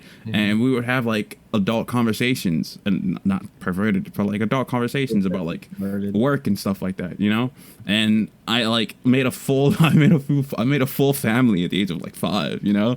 And I had figured out like the meticulations and systems of how families work, and how the father, like his jobs, his responsibility, and all that stuff. And I didn't even have like my dad when I was growing up, because he had to come here to try to support us financially. And I figured all that out on my own, you know. And if you think about a kid like that at that age compared to the kids now in the West, it's like, you know, is it wrong that they don't have technology? You know, like what they really need are just survival resources and education. If you give that to them, they might end up being a higher society than us, to be honest. I feel like and when it comes into like that, it's like, well, you know, what is what they're doing right, you know, or is it just because, you know, of greed, they're trying to manipulate more people, right? You know, and then you start to question their intentions and why they're doing what they're doing. In the West, we just have no like sense of community, and it's just like so focused on individualism that we all become selfish, like we were talking about earlier, you know. And like I feel like over in Africa and countries where there isn't as much technology and opportunities for education, you know, they have that sense of community and sense of well-being for their community. And here it's just like such a toxic culture where we're just all trying to be the best, and everybody's just trampling on top of each other. But in other places, you know, they just want to what's best for their community, you know. And I feel like if they were able, like, had the same privilege that we do over here, you know, they'd be vastly superior to us, and just intellect alone, not to mention all the other factors, you know. It's crazy. Everything about that area is like richer, you know. Their values are richer because everybody's like family, you know. And my dad said it. He was like, you know, part of the reason that it's so strong is because our value system is a lot harder enforced than us when we're kids, you know. The fathers are supposed to be responsible. They have to take care of the family. They have to, you know, be like, you know, the head of the family, you know. In the sense of like, you know, when you visualize a community or when you visualize a family, you know, you see it more as a human body, you know, because altogether we're one unit, we're an entire person, and a person can function without his vital organs, and that's what we are. And when he said that, it showed that, you know, the value system in places that aren't distracted by media and mind control, those places are vastly more different, and they're a lot more serious and more, you know, human in the standards of what God wanted us to be when He created us in the first place. And then when you look here on the west side, it's like, you know, why is it so different? Like, what the frick is going on? You know, and of course, every place has their bad. You know, there's a lot more cases of jealousy and greed and all that stuff that happens in Africa, but that's more centered towards inner complications rather than an overall thing. You know, like, there's a lot less of it. But of course there's like violence and war, but that's only because of lack of education. When it goes back to that again, it's people easier to control when they don't know anything. Right. Yeah, it's crazy, but man. The places that do know what they're doing, those are strong and almost unbreakable places that you almost can't find here in the West anyway. I'd argue that there's like pretty much no place in the West that is like that, you know? Yeah. Only places that are like, you know, connected to the United States but aren't a part of it, like Cuba, for example. Right. Because they got free education there, and I'm telling you, bro, it's crazy. Imagine when my professor told me that, she was like, college and all that stuff is free, and like every single person in Cuba, unless there's like some complication, has an education, and it's like, and what are we doing? Being idiots, obviously. Apparently, man. What you almost every America goes against its slogan a lot. You find out as you grow up, and the people who think it doesn't, you're kind of blind. Those are not like there is a big old reason why I'm staying out of this conversation too. Sounds like I'm about to flame the U.S., bro. Hold up, yo, bring the bucket. It's sort of hot in here. Quiet. All right, so Horizon Zero Dawn thoughts. No thoughts. Sorry about that. Anyway, so I didn't play the first one because I accidentally watched a YouTuber play it. You get spoiled. Yeah. I don't know people like. I don't get it. You know, I feel like I'm just the weirdo here in the room because like when I see somebody or when someone spoils something for me, it doesn't take away from the experience. In fact, it enforces it and makes it better. I guess it's just because curiosity. You know, it's like, okay, just because I know what's gonna happen doesn't mean I don't want to do it myself. Like that's my mentality when someone tries to spoil it for me. Because I read the spoilers for Last of Us 2. I read it like 3 weeks before the game even came out, and I was just even more excited to actually play because I wanted to see it for myself. I'm a weird and I don't get why people aren't like that. You know, it's like maybe I'm just a weirdo. Maybe it's just me who just like, you know, when you spoil it, it just makes me more curious. There was, to me, before I met you, there was only two types of people. There was either the people who like to get spoiled so they can spoil other people, and then there's the people like myself who just don't like being spoiled because they rather see it for the first time and hear it for the first time themselves. But you specifically with your mentality on it, I never heard of it because I know some people don't like to be spoiled. You're just a weirdo. You're weird. Yeah, you're just weird. You're just weird. You're just weird. Thank you. I'm like half and half with that because like sometimes I could get spoiled for like The Last of Us 2, like you were saying. I've watched the entire ending. I watched PewDiePie stream it, and I still have a drive to play it because I thought it was an interesting experience, and just like it's such a polarizing game right now that I want to play it for myself and have my own opinion on it. But for like other things, like an anime, getting spoiled on that, or like a specific movie that I've been looking forward to, I'd be kind of sour about it if I got spoiled. So I'm like kind of in the middle with spoilers. I guess it's like spoiler alert to anybody watching this, anybody listening to this, because there's nothing to see but like freaking fireflies.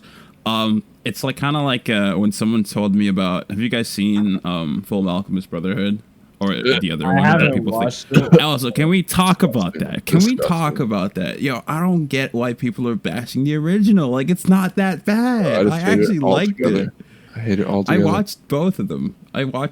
But like when somebody spoiled to me, spoiler alert again, about Hugh's death, I was like, that's interesting. I actually want to see it. Yeah, you're weird. Yeah, you're. I know.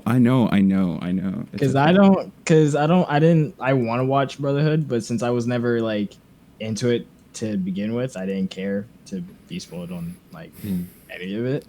Dude, the thing about anime, bro, is just because you don't like it doesn't mean that you won't enjoy it, right? Because I got slapped in the face and ate my own words when I was watching, because I was talking to my brother about like how I don't like watching female lead animes because I'm not a fan. I feel like they just they just exaggerate on the fucking emotional drama part, and I'm already emotionally traumatized as it is, so I don't want more emotional baggage. But I was watching Reincarnated as a Villainess, and can I just say, bro, that was fantastic. Like 5 stars, bro. 10 out of 10. But then I realized it's because he was acting more like a dude than bro. I guess I can't eat my own words yet. Where the girls go to Antarctica and you'll eat your words again. Bro, that shit. I've heard of that one. That shit Antarctica. Yeah. Hold on, let me look up what the name it is. Wait, but that's emotional baggage. That's exactly what I don't want. You know, like I'm not in a mood to be crippled even more. Like I'm already emotionally crippled, bro. Like, so you don't watch male leads that have Place Further Than Universe. Watch that shit. I have. Is that a movie? No. It's an anime. Oh, because I can't watch anime movies. I guess I just have low tolerance for anime movies. I don't know what it is. You can't watch anime movies? Dude, I don't know. Like, I had a whole conversation about this with my previous partner. They were like, "Why don't you like anime movies?" I was like, "Yo, it's just I don't tolerate them very well, you know, because they put too much emotion into it. It's like eating a meal with just so much seasoning." That's exactly what it is to me. It's like somebody concentrated loads of seasoning into this fucking piece of chicken, and you're biting into it, and my god, it feels like Food Wars on steroids. You know that scene where they bite in and they're like fucking exploding and having a fucking orgasmic moment? It's like that, except it's too much to the point that it starts to hurt. It's like when you rub your meat too much and it starts getting sensitive. except it hurts. It doesn't feel good. It just hurts. I don't know. Oh, man, I love I have it. no comment on that. I will just let it rock. I will let it rock. Ninja Scroll's great. Oh, Ninja Scroll is great. Bro, Ninja Scroll's fire. If you haven't seen Ninja Scroll something, watch that shit. He's not, because it's a movie. Bro, Ninja it's so Scroll. good though. It's so good. Bro, the only anime movies I can tolerate are Oh, anime I think movies it's based on like bullshit. Shounen series that I've already seen and I'm watching. Because I've seen all 5 Bleach movies. I've seen all 14 Naruto movies. I've seen all 17 One Piece movies. Missing I've out on seen some great every single content. one of those. But when we're watching stuff like Your Name or A Silent Voice, bro, simply watching the trailer I gives can me see where you're depression. coming It from gives on, me like, those kind of- clinical depression, like stage 3 clinical depression. I am sobbing, crying, and just like sad the entire day just from watching the trailer alone. That's the point Because of them, though. the thing I is, don't know why you're watching the no, because the thing is, I'm sensitive to art, right? Because as someone who wants to create it, to reproduce it, I have to understand it in the most basic form. So when I'm watching it, I'm seeing all the emotions that the person wants to, show you, that they want to illustrate. So I'm legitimately, it's like I'm observing, examining, and understanding and breaking apart the scenes as I'm watching them. So I understand them to a higher definition than most people would. It's like people who are sensitive to sound. It's like that, people who can hear like the tiniest sounds, so they don't listen to like things at high volume because their sounds are so sensitive. So it's like everything is just heightened beyond like understand. It's just you won't understand it unless you actually go through it. Then you'll know why I'm like The reason why I'm traumatized by it. laughing is because you're saying that. And then back to the main point is you don't like it at the same time. So it's like you do it to understand but I it. appreciate it though. But I appreciate it. Like I didn't say Bro, I you're hate backwards. anime movies. I You just got said me I don't twisted. like watching them because of that exactly.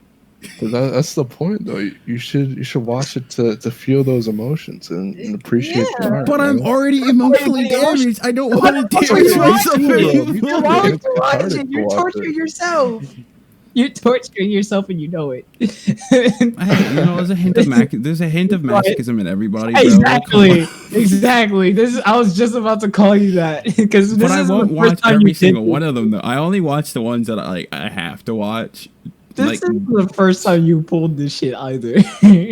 It's like Spider-Man throwing himself in a fucking in a jigsaw puzzle. That jigsaw. Something. Have you ever Movies. seen like Akira? Would you Yeah, watch that? I watched it. Do you Oh, hate okay. it? 'Cause I feel like you thank hate God. it. At least- Don't worry. No, I actually watched it recently though. I haven't like seen it before because I've heard so much about it, but it was on my list. So this is how it goes, right? I have a list of 189 animes that I'm currently watching at the moment. Akira was number 47. I had to get through 47 animes before I got to it. And I did. So what did you think of it? It was interesting. I mean, better than Cowboy Bebop. Oh, You do that on purpose. You do that on purpose. And No, you know because I don't understand the hype, bro. I've seen Cowboy Bebop. You don't times just to like try to Cowboy understand it. Bebop because of the hype. something. No, you're killing me. You're don't killing argue me. with him. Don't argue with him because I had the whole argument with him on another fucking podcast about Podcast it. that didn't Yeah, get to I go up. won't even That didn't get to go up. The thing is, he doesn't like it when things are shoved down his throat, and then when he sees it and the hype is not there, No, he tries. but Tokyo Ghoul Yes, was it shoved down my is! throat. Tokyo Ghoul was shoved down my throat. I liked it. Tokyo Ghoul was shoved down my throat. Nobody liked that though. So No, I I didn't don't like want it. to hear it. No. The thing, no. Man likes Here's Tokyo Every Ghoul, time but when you like, talk I about wouldn't No, Cowboy no. Bebop, it's always about the hype. I don't want to hear it. No, it's not. always It's about not. the It's hype. not. It's not. Hold on. Listen, Linda. Listen, All Linda. right. Hold on. All right. It's not that. I'm gonna give you another I chance. appreciate. I told you. I appreciate and examine art. Spike is a fantastic character. I'll give you that. The story is really good. It's But all what about I the don't individual get. characters. Hmm? It's all about the individual characters, though, and what they're going Yes, and through. I appreciate You know, every the single arcs have individual already character. been done by the It was time the show starts, and then you go through just their grief and their wandering, man. It's awesome. I guess it's because I just exposed myself to too much of that art style and that too much of that train of thought, and I actually live that kind of train of thought every single day. And I just didn't appreciate it as much as some people. This man hates it because it resembles his life. No, I don't hate. No. Todd, hear it. I don't hate Cowboy Bebop. I just don't think that it deserves what it got.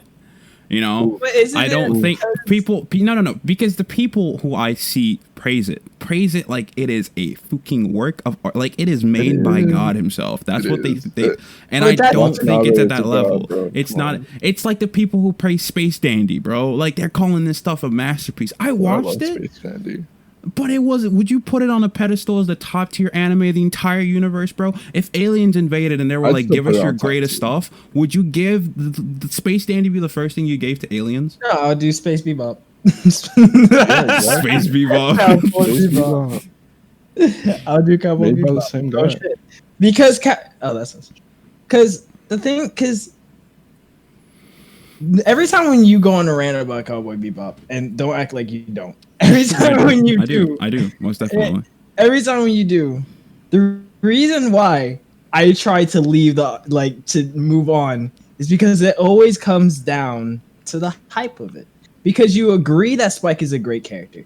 You agree that the story is great. It's not cheesy. It's not boring. You get it. I mean, you get that the individual characters. You get that the individual characters are their own characters and are not like following Spike at the belt of his fucking hip, and you get that they have their own stories, their own griefs, and that makes them great characters. Meaning that you don't have Spike shoved down your throat as he has to be my favorite character. You know, like it's a great show all around. But every time when you agree with all that, it always comes down to the hype that people put in. No, it's not the hype. It's the praise, bro. Oh my god! What the fuck is the difference between the praise and the hype? They go hand in hand. I hype up Destiny all the time, but then I shut it down. I don't praise the game. I hype it up. Let's move on. I don't want to discuss it no more. We have to do it. We have to do it for the memes. No. The people who watch this knows I get angry. Let's just move on. All I see in the future comment section is people calling out Cowboy people just to trigger time. Oh my god. I would have to make my own channel. Bro, the other day I was wearing my Cowboy Bebop shirt in the city. I was skating around, and then there was this guy playing the sax on the street corner. He started playing Tank. That just made my day. So don't even talk about Cowboy Bebop. All right? Do not talk about Cowboy Bebop because that shit makes me so happy. Because what makes Cowboy Bebop is the character, bro. What the fuck? I guess to me they're just not interesting. They're just not that interesting to me, I guess. That's fair. Because I've seen it. No, because this is the problem, right? I watched Cowboy Bebop after I had like 500 animes under my belt that I've seen tell the same story. That's why. That's the OG. Yeah, they want, and that's why, because it feels like it's like nostalgic biasness. That's why, you know, that's the first anime. Bias. No, the first anime is the one that you hold closest to your heart. You know, that because you have some sort of attachment to it. But if you watched, but let's say you didn't watch Cowboy Bebop, that wasn't like the first thing you watched. You watched something like Samurai 7 first, and then you watched Cowboy Bebop. You wouldn't feel the same way. I didn't watch Cowboy Bebop until like late into my anime career, though. But it was still you were still blossoming though, right? You were still like, you know, still getting into it. Like you haven't seen. Here's what I did. Here's what I did. Here's what I did. I went back. If you're gonna go by that logic, you know how many shows of anime shows? You know how many anime are basically born because they copy and paste the same fucking genre over and over again, but some people appreciate this one more, or some people appreciate this one more. Like that's basically the down root of what you're doing with Cowboy Bebop. You've seen shows with the same formula, and you're like, well, this one did this formula a little bit better since, you know, exactly. It was just that's better. what I'm saying. And then, right. Yeah. No! Oh my god! It's just not nostalgic bias. It's just bias. It's just biasness. Yeah. My guy, just say you don't hold it like that because you've seen other stuff after it that done better, and that's great. I'm glad you know you like that and stuff like that. But I'm not letting you have this one. But to I know you want this say, really bad. but to say that Cowboy Bebop does not deserve the praise, does not deserve the hype, is annoying. I feel like there's miscommunication here. I'm not saying that it doesn't. I'm not saying that it's not. Just don't praise it like it was God who made it. God. I'm just saying. God, that's what I'm saying. All right, let's move on. Let's go, please. Get the fuck out of Thank here. you, Watanabe. Todd really wants this win. I'm not letting him have it. He took away my Star Wars win. I'm not letting you have that one. Exactly. Move on. Move on. All right. Thank you. Thanks, God, Watanabe. All right. Yeah, this one goes back to what I was saying about the difference between like back then to now.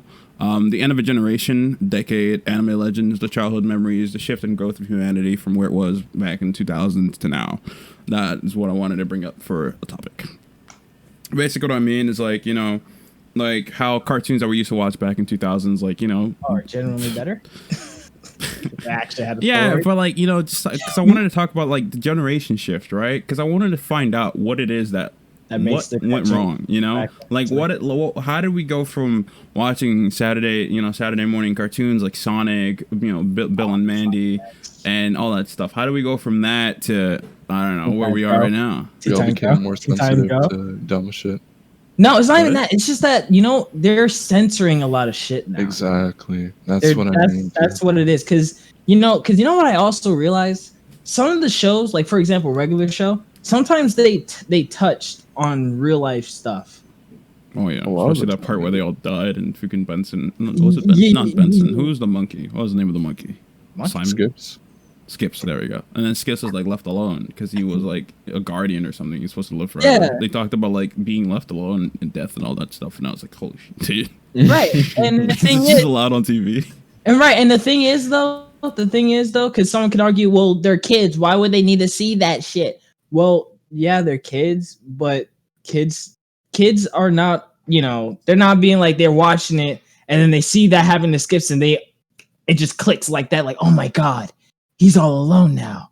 Oh my God, life has no fucking meaning. Like it's not, there's an attraction to shows like regular show because it has their funny moments and then it has their action moments and then they have heart to heart moments and some kids, because it doesn't always click. Like kids are not all the same. I hate when people compare kids like they're all the fucking same, like they have no fucking mind. Some kids realize things a lot faster than others. Like for example, when you was a kid, you was fucking smart. And now you're not, but that's not the point. The point is that back then you was hella smart. So you obviously, picked up on things faster than other kids. So kids like you, when you see regular show, you would be like, huh, okay, I get it. And I don't hate it. I like it. I like what they did there. And then there's some kids that don't like fucking get it. All they see is the laughter, the fights, and the, sometimes heart to heart. And they're like, I like this show a lot. And nowadays, like from what I've seen my godsons watch, it's just stupid shit like Teen Titans Go. like Teen Titans Go, they literally had, I will never forget, they literally had an episode about Raven's thighs. That is it. Right, but the thing is, the artwork does not make the thighs be like, oh my God, that's crazy. It's weird. It made it, I felt uncomfortable looking at it because the way the artwork is like, what the fuck is going on? And the kids are laughing and stuff like that. And I'm like, that's great that you guys are laughing, but this is weird. And you can argue and be like, well, you're an adult. Well, I'm not an adult, but you're older now. Obviously, you don't find it funny. Yet if I watch the old episodes of SpongeBob, that shit makes me die laughing. Like you can't. There's a big there was a change in cartoons and it's the censorship. Like and another example is like, for example, they're bringing back Looney Tunes. And have you guys heard that that they're taking away guns like completely? Oh my God, man. Like they're taking it away. Now the thing is, someone can argue and be like, wow, so you're upset that they're taking away guns? Wow, so you must really love your guns. It's just that some characters have guns as their whole Oh my character. God, dude. That was his whole stick, bro. Like he's a hunter. Yeah, Like I don't deadass. I don't get it, you know? Like they're censoring too much shit because, and unfortunately I get it because of the recent years of school shooting and kids committing suicide and that's sad and stuff. But you can't keep censoring this and then not censoring another, or you can't keep blaming video games and then not look at movies that that are equally bad. You know, it's just people pick and choose what to censor and what not to censor, and it's weird. I find that whole situation weird because it's not like, because if your kid is about to commit suicide or is about to, you know, go gun ho at a school, it's not because of what they're watching, it's because of what they're experiencing with their own personal life, with their own home life, or the life that they go through at school, like, and nobody reached out and helped them. That is the issue, but we don't address that. No, we don't address that. We're just gonna fucking be like, video games did it, so take that fucking mission out of Modern Warfare 2 with the Russians and null it. It's not there no more, because that definitely caused that kid to fucking go ape shit at that school downtown. Like, no, that's not it. Like, they always, it's basically they see the real situation and they're like, we're not really gonna fix that, but we could fix something minor.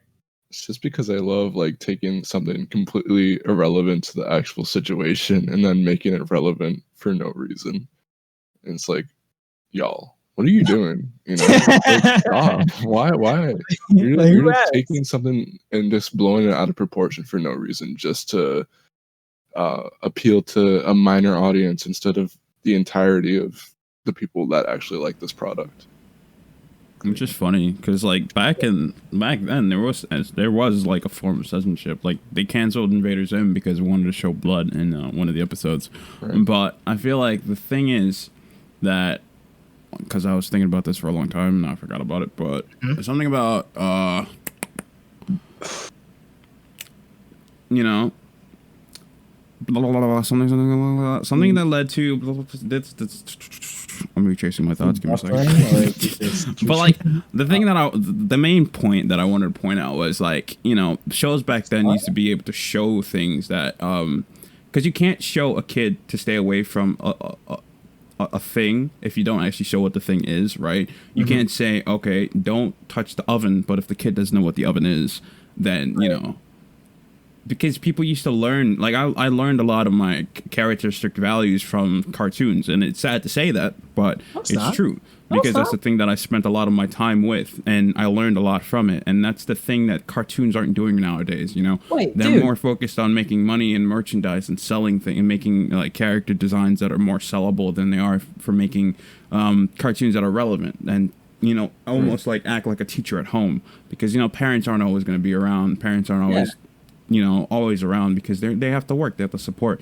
So having like television as another teacher at home to teach you your values, to teach you your morals, to teach you how you should act and behave, that was the cartoons that was the objective of cartoons back then. Powerpuff Girls taught you about friendship and respecting others. Childhood. And it introduced you to characters who you didn't even know existed in your world. Like like him or she, the character that was the trans character. It introduced you to that kind of person, and when you met that person in real life, you weren't surprised or taken back by it because you already met them. You know, you knew how to act around them. And Billy and Mandy, you know, that taught you, I don't know what the frick the values of that was, but something was there, I guess. I think that was just to teach you the violence. But like stuff like, you know, Fairy Odd Parents and all that stuff, like those shows. And, you know, sometimes my life as a teenage robot, it taught you about accepting who you are. 100%. You know, all that stuff. Like, it wasn't about the robot. It wasn't about that stuff. And as you say about censorship, like, that's what I don't get, you know? Because back in... I get the censorship in some form needs to be made, you know. Yeah. You know, kids aren't supposed to be introduced to blood. It might do something to their minds. But, you know, like... You can't censor everything because you can't make kids blind to everything, you know, because then no one learns. You have to learn by seeing and doing and experiencing. And if you censor that, then what are they going to learn? And that's honestly back to the point of view. The original Teen Titans taught about this stuff. You know, these characters went through a lot of the things that most of the kids who were watching, even some of the parents who were watching, actually connected with. And that's why when you were going to Comic-Con, you saw grown men and women dressed in Teen Titans cosplay, because they connected with these characters because they went through the same thing. It gave them like an anchor, like a support, you know, because you won't always find it in people. It's a lot more difficult to find the right kind of person, but to find the right kind of character on a television screen, it's not that hard. You know, you put the right channel or find the right show or have somebody that talks about it. That's easier to find somebody you can relate with that's fictional than it is to find. And I guess that leads to like social isolation, distancing, but that's a different problem altogether, because some people have it even without connecting to fictional characters.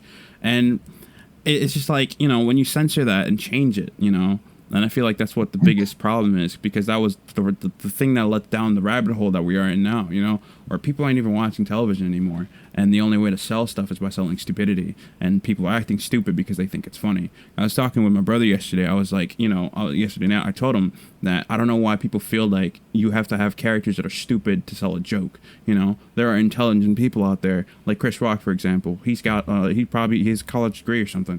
He's like a smart person, you know, but you don't see him acting like an idiot to be funny. That's especially since most of his jokes are calculated, you know, like he doesn't make these jokes out of thin air. He thinks about them. He really thinks about the purpose and the delivery and all that stuff. Like, it's all thought out, you know, and his jokes are still as equally funny as someone like Kevin Hart, you know. He sometimes acts like an idiot, but he's a smart person, you know. Some of his jokes he acts like a buffoon to get some laugh out of you, but most of the other jokes are calculated.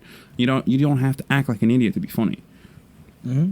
But that's not what television nowadays is showing, and that's not what shows are showing nowadays. That's why Steven Universe is highly respected, because it gives a little back of what we used to have back in the 2000s, you know? Like, Steven Universe is, if you saw it back then, you know, it would be one of the good shows, right? Mm-hmm. Then I feel like that's the difference between that and something like Teen Titans Go. Like, you know, like, I don't get it, you know? Like, I just don't get it. And that's what I was trying to figure out. Like, how do we go from watching shows that were like brilliantly thought out, shows that were like that would put a lot of humanity and personality into, to stuff like, you know, Teen Titans Go? I don't get that, you know. Because how do we go from what happened in the real world? Because of the things that kids were doing to themselves. But instead of confronting why they were doing it, like Sir D said, they went to something that was completely irrelevant. Like Invader Zim, you know, like even that show was corrupted in a way, you know. It had a lot of like wrong with it, especially the burger scenes. But that show taught about like being different, and that like, because a lot of those shows had a lot of hidden meanings, you know. It taught, because like Invader Zim is an alien, and a lot of people who moved from different countries to America, they felt like that. I felt like that. I was bullied at school because I was different. When I was watching Invader Zim, I understood that other people go through that, you know, and honestly, just make the most of the better parts of it. And even though you're different, that just means you're special, because you're different. You're not the same, because it showed the difference between being special and being the same. A lot of the background characters were all mindless because they were all the same. And no kid who watched that show wanted to be like that. So you wanted to be more like Zim, or be more like the weirdo who thought aliens existed. Because those characters had something that stood out, that made them interesting, and that taught you to value the fact that you're a different person than most other people. And it's crazy to think that you would learn something like that from a cartoon, but that's exactly it, you know? The cartoons back then, they were meant and done for a purpose. They wanted to sell you something that meant something, you know? And the cartoons now just want to sell. And all these people, all these parents trying to hide this kind of discovery from their kids, that's doing them a lot more wrong than it is right. And people need to realize that. That's my TED Talk. I was gonna add on that to what you said. Like, it's kind of sad. It really, you shouldn't. I don't know if you was joking or not. You probably was, but it's not sad at all, because I wasn't joking. Oh, okay. Okay. So I guess I'll say this to you and anyone that, you know, is watching. It's not sad to learn things from a kid's show, because at the same time, when you look back at children's book, there's lessons under, the surface, like Cat in the Hat, that teaches you don't let some fucking stranger into your house because you don't know what they're gonna do. You know, like there's lessons in everything, and wherever you learn the lesson from, you shouldn't feel ashamed of. You shouldn't feel upset about it because it's a lesson that you learned and is going to help you in the future. And it also kind of goes in hand with this subject I had to do for school about role models. And the thing is, because what I've noticed is that some role models, you know, a lot of people when they talk about their role models, there's always someone like, I mean, where I live, I guess I don't know if this is common around where you guys are, but it's always like someone famous, or it's always someone who did something like big, and I respect that. I'm not saying there's anything wrong with that, but it doesn't. And it's because I was talking to someone and they were like, well, I'm not going to put my real role model down. And I was like, why not? And they're like, I'm embarrassed. You shouldn't feel embarrassed to learn lessons from people that like from people that haven't done a big thing. Like if it's your mom, then okay, say that. If it's a comic book character, okay, say that. Like it all that matters is how that character or person affected you. You know, that's what matters. Whatever lesson you learned, that's what matters. You shouldn't let anyone say anything or make you feel ashamed about it, you know? So I guess that's my little TED talk. That's absolutely right, man. I feel like in America especially, you know, people just want to be greater and greater. So they look to these people that have unrealistic standards, you know, and that just crushes them. And they feel like, oh, if I talk about a video game character or a comic book character that really inspired me, I'm going to be looked down upon because, you know, especially in like the school system in America as well, like you're supposed to be athletic, you're supposed to be this and that and cool and funny, and anybody else that's not that gets crushed and bullied.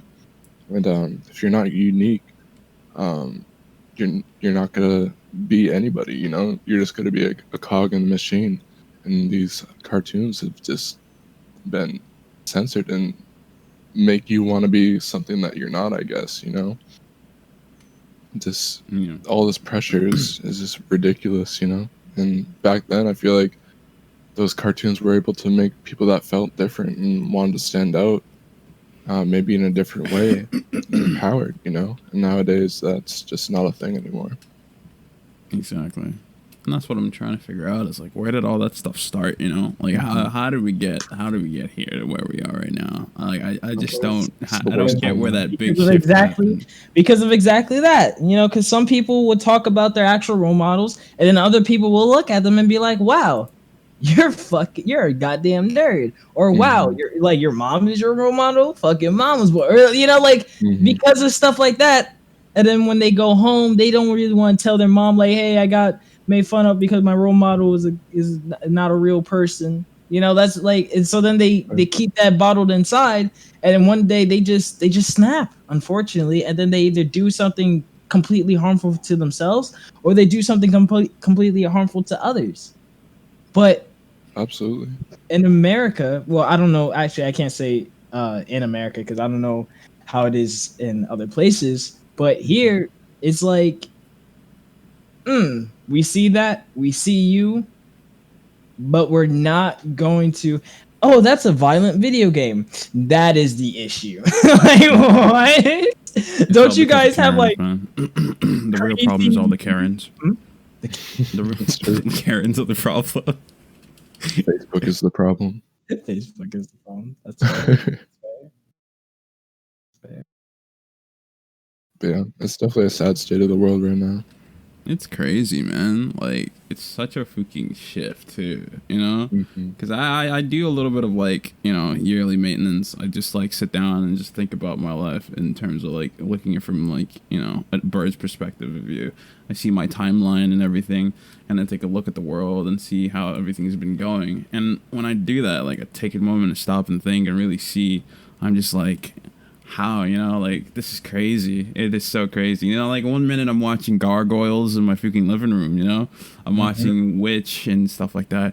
I'm watching Get Ed. And then next thing, I'm looking at the TV and there's freaking Clarence and Uncle Grandpa. And I'm like, yo. I hated that. How? Yeah, I don't get it. Like, damn, dude. That was such a dumbass show.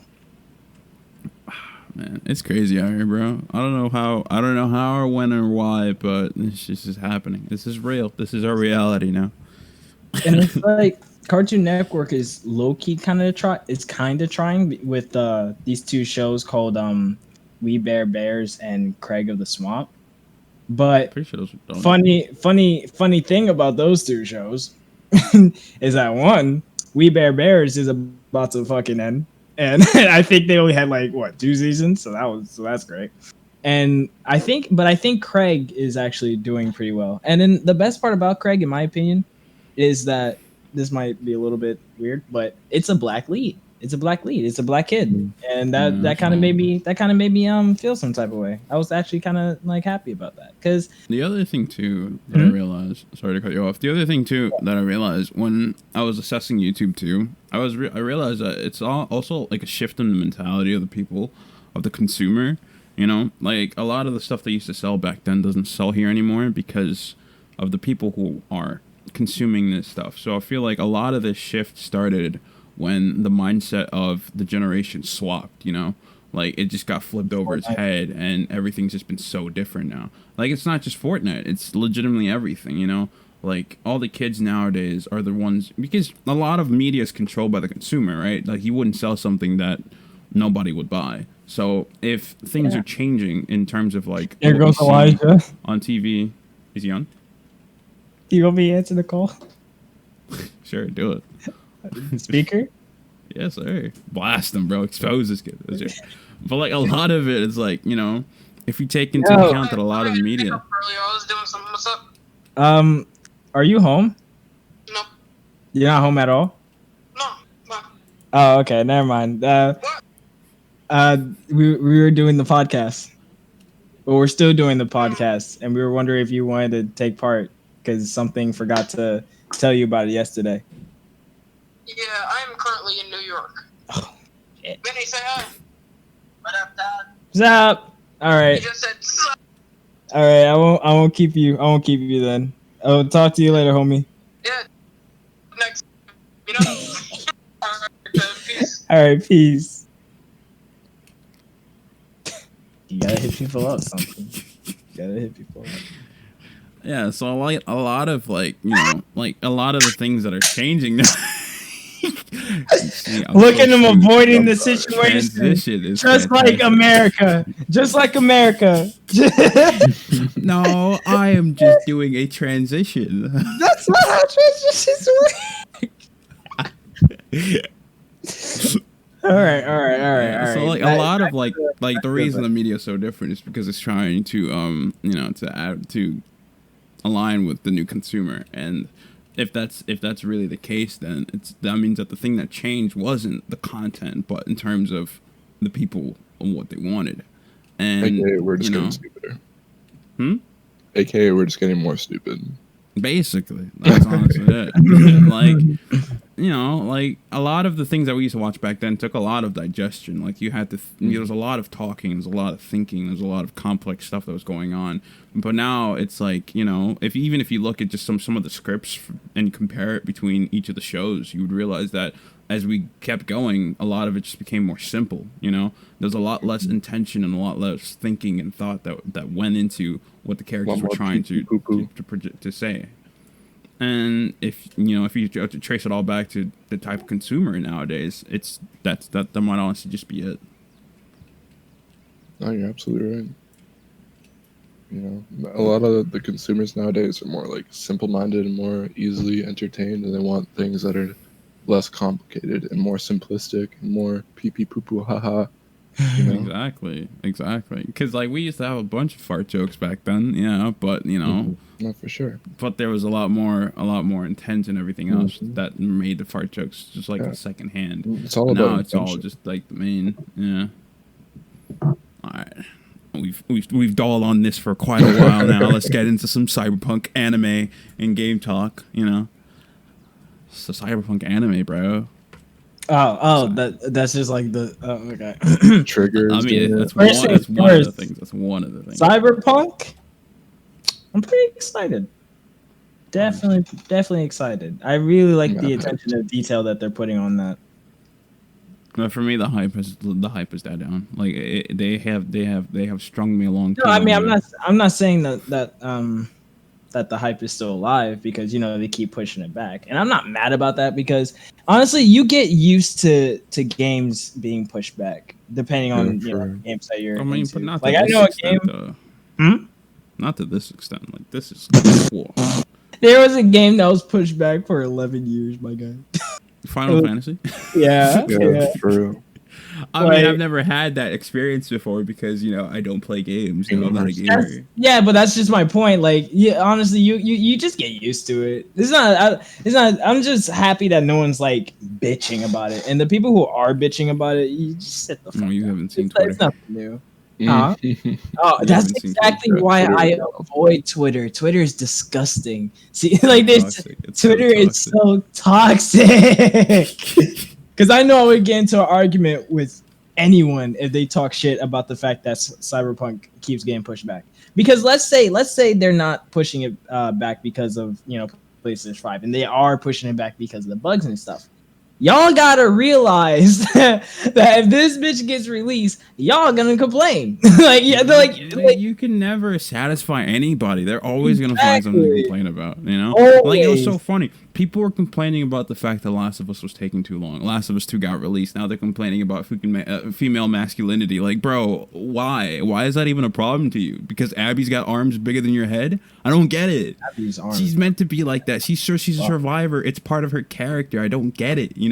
Like, why do you feel challenged by a fictional character in a game? I don't. Oh, jeez. But yeah, that's like. Honestly, and actually, no, I'm not going to include that. But it's just, my point is, like, it's just something you got to get used to, Because as a creator, you want to make something that people look and be like, wow, I love this. Wow, this affected me in a good way. Wow, I'm going to tell this to my children. You know what? I'm going to save this. So when I actually do somehow get children, they're gonna play it. Like that's the type of, those are the type of reactions that you want to get. So it's pretty fucking annoying when these ungrateful sons of be complaining that they're pushing it back. Because if they do post this shit, and then they have to make what type of updates are they called? Day 1 update, and it takes like 24 hours? Well, no shit, it takes 24 hours because they didn't fucking release the full game because you fuckers wanted them to rush it. Like, it's so annoying. Like, we got an Anthem. We just don't repeat it.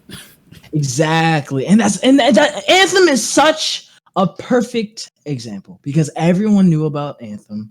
Everyone was excited for Anthem. Everyone thought Anthem was going to be the Destiny killer. And then when they released that bitch too early, everybody shitted on it. And me and you discussed that Anthem is a good game. It's just fucking terrible at the same time. like they made a good game, but it's terrible because they didn't go balls deep into making it. It's terrible. So basically back to the main topic. I'm still excited for Cyberpunk, regardless. Like even though it keeps being pushed back, I'm excited. It looks great. The attention to detail is phenomenal. It's giving me I can never say the title of this fucking game. Deuce. Fuck. Do you? There's this game. Fuck, I can never say because it's Roman. It's like a cyborg type game. I'm just gonna type it in the chat. But basically, sex. Yes. It's giving me major. It's giving me major vibes of that too. I'm dead ass excited for it. So that's just my opinion. What about you guys? Incredible. That's just my opinion. Yeah, it's like, in the standpoint of a creator, because I am one, thank God. You envision an experience and you want to make sure that, everything that you do from there on matches and aligns with that experience because you don't want, it's like when I think of something like a story or something, and I always get misled on my arms because, the thought that you have sometimes surpasses your own ability. But when you have the ability to achieve that experience, you want to make sure that you take as much time, put as much manpower into making that experience in your head as much of a reality in real life. So, you know, you don't want to cut yourself short just because you got to sell, you know? And that's what they're doing. And if people get upset by that, it's too bad, because once you buy the game and you realize that it was fantastic, you're not going to think about the fact that it got delayed anymore. You're going to enjoy the experience and you're going to promote it to everybody else because it was fun. Because it's fantastic. They do that with movies too. Yeah, like Avatar. Like, we were supposed to get that this year, but they pushed it back because, you know, they need to make it better. Right. Not the last Airbender. We don't talk about that. Yeah, no, I'm not talking about that. But and that's wait. Who does anyone hate Avatar? Not the last Airbender movie. I'm talking about with the blue monkeys. Yeah, the blue people. Does anybody hate that? Oh, I saw like 5 times. Sorry. Wait, what did you say, Sir D? I'm not too much of a fan of it. I watched it in theaters when it came out. Would you say you hate it, or do you? No, I don't hate it. Okay. I just don't have a strong opinion on it. Okay, because you know what I noticed? A lot of people hate it, and by a lot of people, it's just I mean, like the loud people hate it. Loud people hate it because obviously the people who just hated it. Yeah, like obviously, if a lot of people hated it, this man wouldn't be making like 2 and 3. So. But my thing is, the reason why I personally like Avatar, besides how beautiful it is, because no one can like when it goes nighttime and then everything is just lighted up. It's beautiful. Like, it's a beautiful film. But the concept of it, like the idea behind it, is there's a lot of symbolism because it's basically retelling history, because that's what happened to indigenous people. You know, colonization of the Americas. Exactly. So I low key like I never confronted one because why would I waste my breath? Because it's always I'm just gonna talk about history, but I like it because you know it kind of shows it doesn't show the colonists winning in a way, if that makes sense. To use something. It's like a what if history was different. Yeah, it's like that. So when people say they hate it, I'm like, do you hate it because of the story it's telling, or do you just symbolism? You're just an nationalist. Yeah, like I'm a little bit confused. See, Sir D had a perfect like it just wasn't. It's just because not everything is for everyone. That's true. But I haven't even seen it in a long time, so I couldn't really like speak on it. You know. And like I saw it when I was a child too, so I couldn't really pick up. Oh, okay, that's awesome. There's a lot of talking. There is a lot of talking. Mm-hmm. So that's it was beautiful though, absolutely. Yeah, right. Like, yeah, I really enjoyed the visuals of it alone. Like when I popped it when I was playing it, my godson just started watching it, and obviously he doesn't understand anything about it because he's a fucking 3-year-old, but. When he saw the colors, he couldn't take his eyes off the screen because it's such a beautiful film. You know? So, I don't know. It always, like, kind of bothered me. I might do it one day. I might find someone who hates the movie, and I just want to hear, like, their honest, like, Are you going to invite them to the podcast? Imagine. Special guest. This guy who hates Avatar. Yo, do it. Why do you hate Avatar? I hate the story. Why do you hate the story? We can have like a whole 3-hour conversation about Avatar: The Blue People. Imagine. How we doing, dude? Sounds interesting. I know you. But all right, but back to the topic at hand. People just Marvel's Avengers, bro.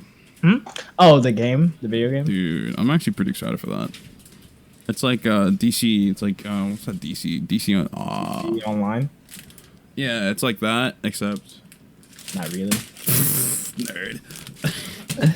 It's like DC Online, but like Marvel characters. And I saw a little bit of like the gameplay and like the UI and the system mechanics, and I'm actually pretty excited about it.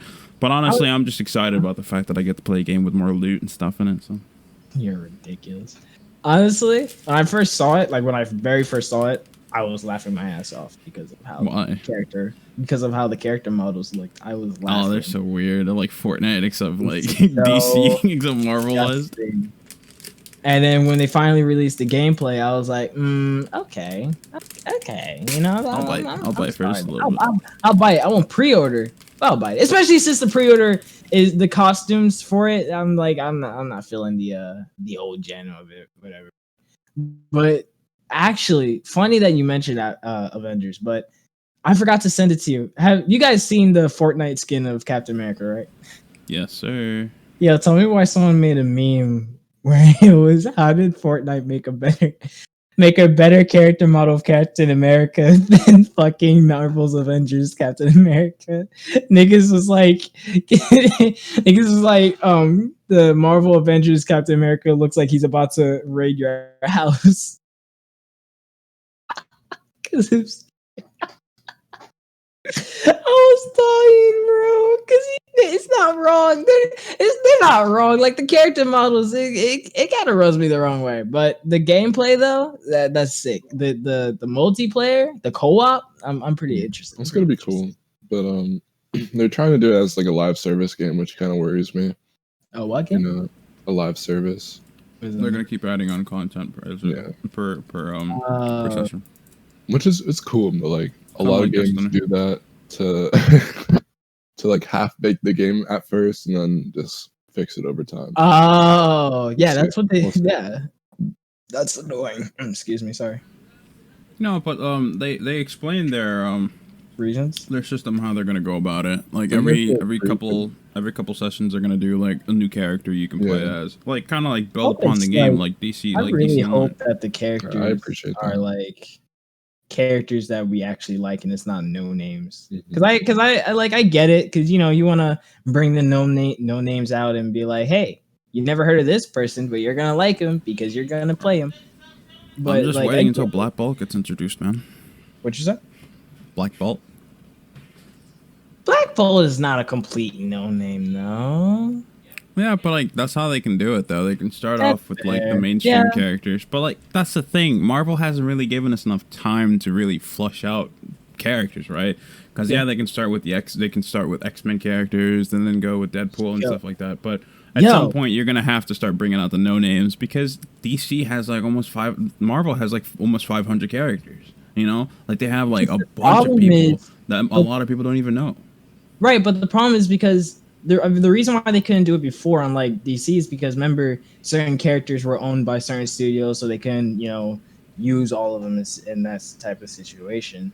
But yeah, I'm pretty excited if they do use X-Men, because we don't really get an X-Men character or game nowadays.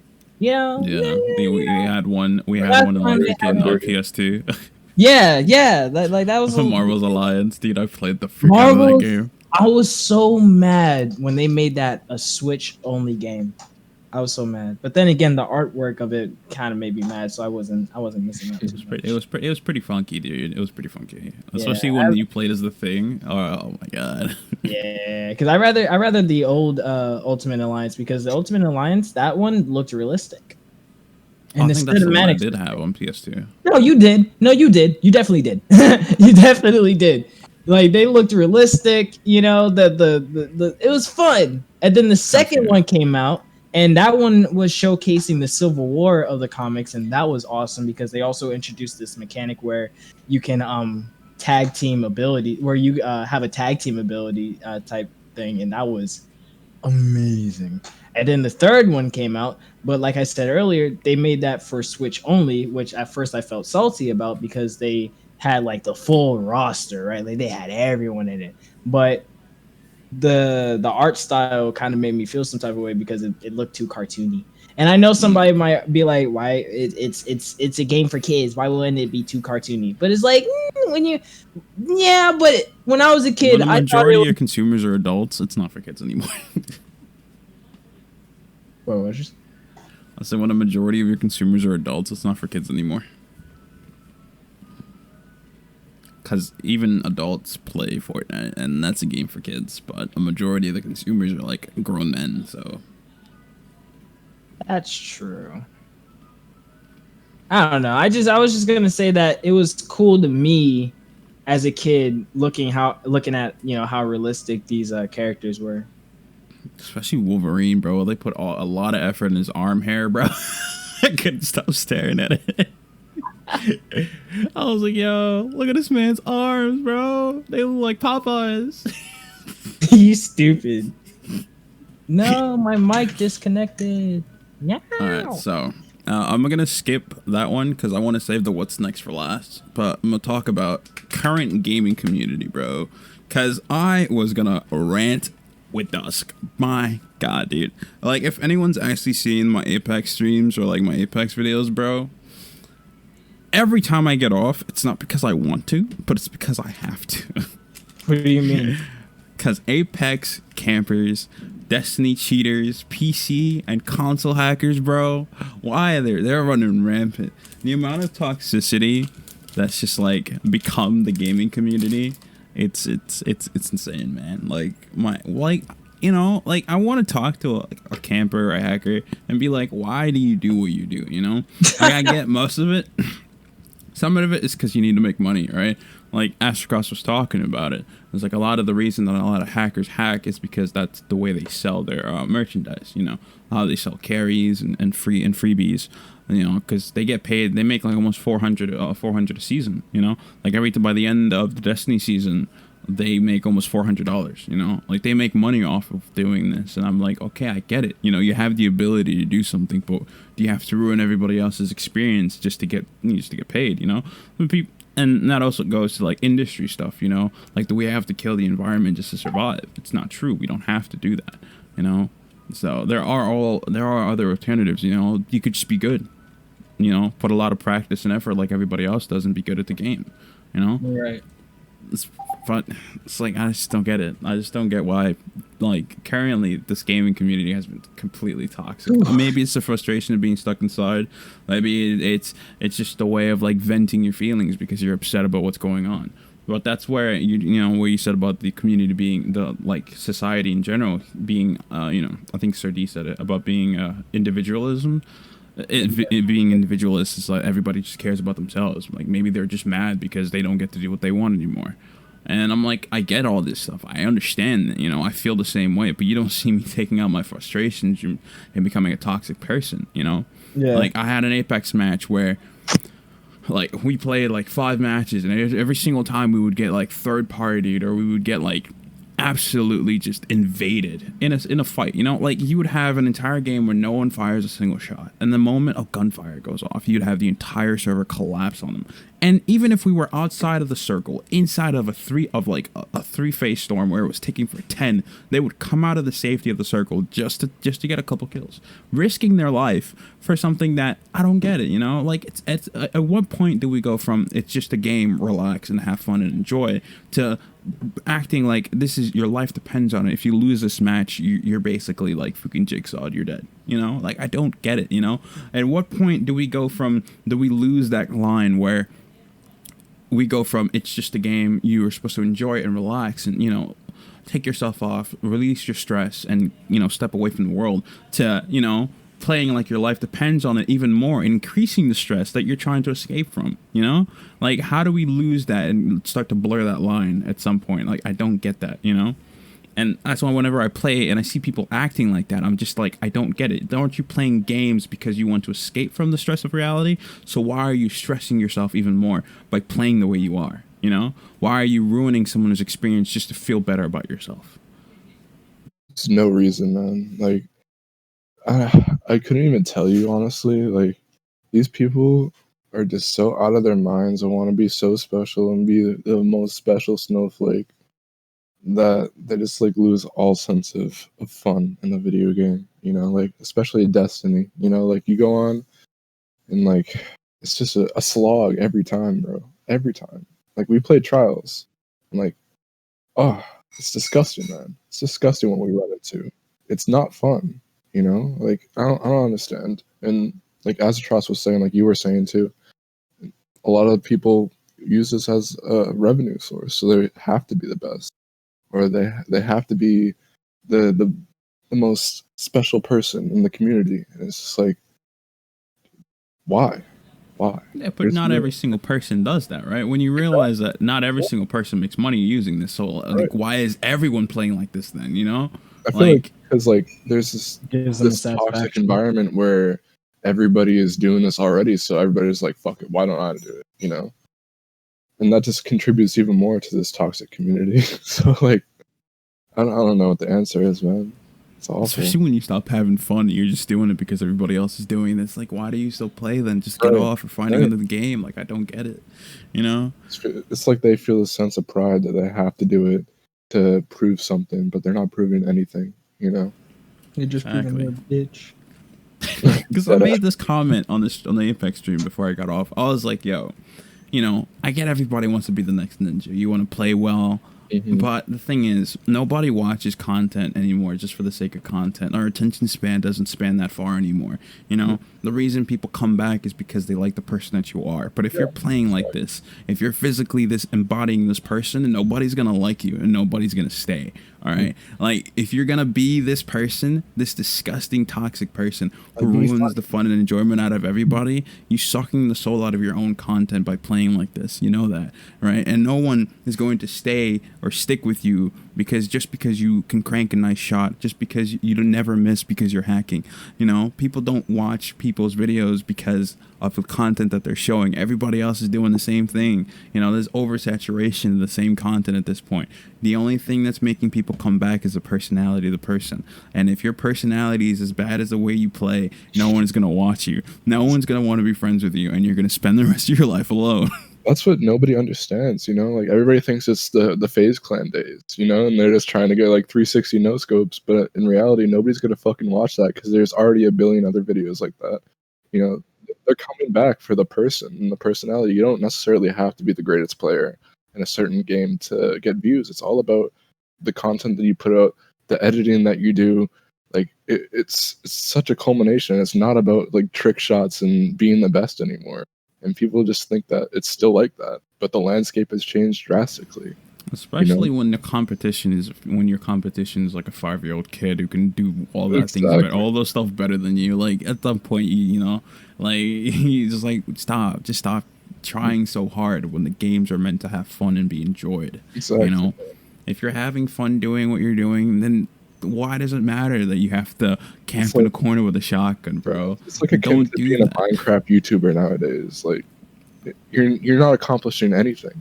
You know, you're just wasting your time. Exactly. Like, I just don't understand. Especially when they like take the toxicity to a whole different level by like sending you messages and stuff. Oh my God. God, I never get the purpose of that, you know? Like, so just yesterday we played against like 3 people in trials. One of them started bagging us every time they won. But when you realize that they were using like the cripplest of the weapons anybody could use, I was like, I don't get that, you know? And then we played another match where we completely sat on these kids. Not because we were camping, but because we play well. Because we spent, how long have you spent playing Destiny? Like almost 5 years, right? Yes. Right? Since I've spent almost 4 years playing Destiny, bro. I played the betas, I played everything. So I have experience with the game. You know, I don't have to cripple myself by using whatever means necessary. I can just play, relying on my ability and my teammates, you know? And we won through that force exactly. We didn't have to be sweaty about it. No, we were having fun, we were laughing, and we beat the enemy team that was trying so hard, using whatever means they could to win, and they lost. And he was so mad that he had the audacity to send messages to one of my teammates and call them out for winning. Like, I don't get it, you know? Like, how did we go from playing Halo and bragging with your boys about, you know, having fun to this? Like, you know, this isn't something that I would want to go back to and be like, hey guys, remember when we sat in that corner and like sat with the shotguns, bro? Like, there's no memory being made that you could want to bring back. Oh, sure, cancerous person. I mean, yeah, because those people exist now, and there's a lot more of them in this generation than there was back then. Now it's just so sad to see it. Like, more people are having this mindset, and it doesn't make it better that it's flowing into the kids. Man, I had a little kid cuss me out on Roblox because I was doing well. Like, I don't get it. Like, when, you know? And the worst part is this falls on the heads of the parents, you know? Like, it's not the parents' fault. You can't control every single thing your kid sees nowadays, right? You can't control everything your kid does or knows or understands. There's a lot of things that they learn when they're in school surrounded by the people that they're surrounded by, you know? And a parent can't control every second of a child's life, because then if they do that, then it's a problem. But if they don't, then it's a problem, you know? Like, no one wins. And a lot of that is due to the things that they're exposed to, and you can't control that either. We have as much control as our two hands can grab, and we can't grab on a lot of things. We can't hold on everything. Right. Dude, I'm at a loss for words. Like I wish that I could say more and just like say something that's not been said, but like it's just these people are wild. They just don't care. Nobody gives a fuck about anything. Exactly, bro. It's so crazy. It's insane. It makes me sick. It makes me sad. It makes me sad too, man. Oh man. All right, so I was gonna save this for last, so now this is the last one, unless anybody wants to bring up anything else. Oh, sir. Todd, you wanted to talk about Miles Morales? Oh, 100%. So, where do I begin? Like, my boy really went from a dying comic because, well, if you don't know, there was, the main Marvel universe, and then there was this thing called the Ultimate Universe, and that shit was dying. and then they merged it, and Miles started getting some traction again. And then my boy was in the TV show, and then he got into then had his own movie, and now he has his own video game. And at first, I kid you not, when I first played the first Spider-Man, and we met the Miles of this, the Spider-Man game, I was quite annoyed. I honestly did not like the voice actor for Miles. I did not like the character model of him. It just irked me. Yeah, I didn't like it either, dude. I felt like they kind of disrespected him a little bit there, bro. Okay, I was like, I don't like this guy. Thank you. But no, he's kind of grown on me, though. Yeah. Especially in that trailer where his, suit got ripped, bro. He kind of grew on me. That's exactly what I'm talking about. Because when I was watching the stream and then I saw him, I was like... My man goes through some trauma, bro. Holy 100%. I cannot wait for the character development that this boy is going to go through. I cannot wait. And I love his suit. I'm so happy that they kept the OG suit. I'm not saying I'm not a fan of the Into the Spider-Verse suit, because I am. 100% I am. But I like that his main suit is the OG suit, but Insomnia did their own little spin on it. And then I found out that he will have his different suits, and the Into the Spider-Verse suit will be on there. But I'm also hoping that he gets his jacket and his shorts. And they're giving him the full Spider-Man PS4 experience, because that's why when I read that is it an expansion, I was like, even if it is that really bad though? Because it's an expansion in the sense of Star Wars, The Old Republic, for example, where it's it's an expansion, but it's still 40 hours worth of content. So you can call it whatever you want as long as they deliver, and it is a fantastic game, Mm-hmm. Yeah, so it's continue. Okay. To answer your question, no, because I was thinking what I was gonna say. To answer your question, is it a bad thing that it's an expansion from a fan? Because no, I mean even if that's what they call it. Oh, even if that, because we all know it's not. It's $70. It's not an expansion. It's not an expansion. Because because you know what is an expansion? First Light, infamous First Light. That was an expansion, and I believe that's $40. That's a $40 game. Now, to say it's an expansion doesn't make it to say is it a full game or is it expansion? I don't give a shit if it's an expansion or a main game, because at the end of the day, not only does it look nice, not only does that the fact that he's different from Peter, and that's a no shit type situation, but no. They're changing how he web slings. They're changing how he fights. It's a detailed character. And I'm excited for that. Because he's going to be his own self. He's not going to be he's sticking. First of all, it's a little bit weird that he's apparently sticking to Manhattan only, since his origins is Brooklyn. But Brooklyn, yeah. I digress, because I'm so excited. Might actually add on. They might make it a playable area later. Hopefully, I'm not shooting big. I do because I appreciate what I got. Like I appreciate, because another thing is, because I don't talk about this a lot, nor do I voice my opinions when it comes to stuff like this, because my mentality is not like full with it. But it does kind of make me feel some type of way, because Miles is Afro Latino, but it is kind of nice to see representation in a video game. And you can argue and say, well, there's a lot of main black characters in video games, and I will tell you to your face, yes, but no. Because if they are, then they're either a hood rat or they're just mad fucking angry for no reason, and I find that fucking offensive. Or did I first? What did you say? Or did I first? Or they die first. That shit is annoying. That is not a main black character. And if it is, and you want to call it that, then it's just a stereotype. I don't like that.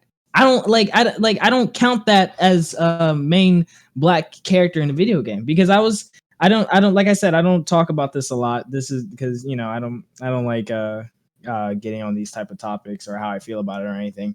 But I'm telling you this now, right?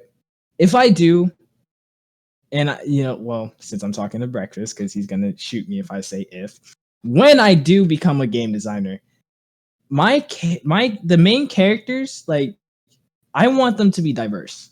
I want a Spanish main character. I want a black main character. I want an Asian main character. Like, I want to see diverse main characters in video games that you don't really see. Like, and they could be, and another thing is, I also want to make female main characters too, because yes, we have Ellie, yes, we have Abby, yes, we have Lara Croft and the girl from Horizon and stuff like that. But it wouldn't hurt to have more, especially if they're not white.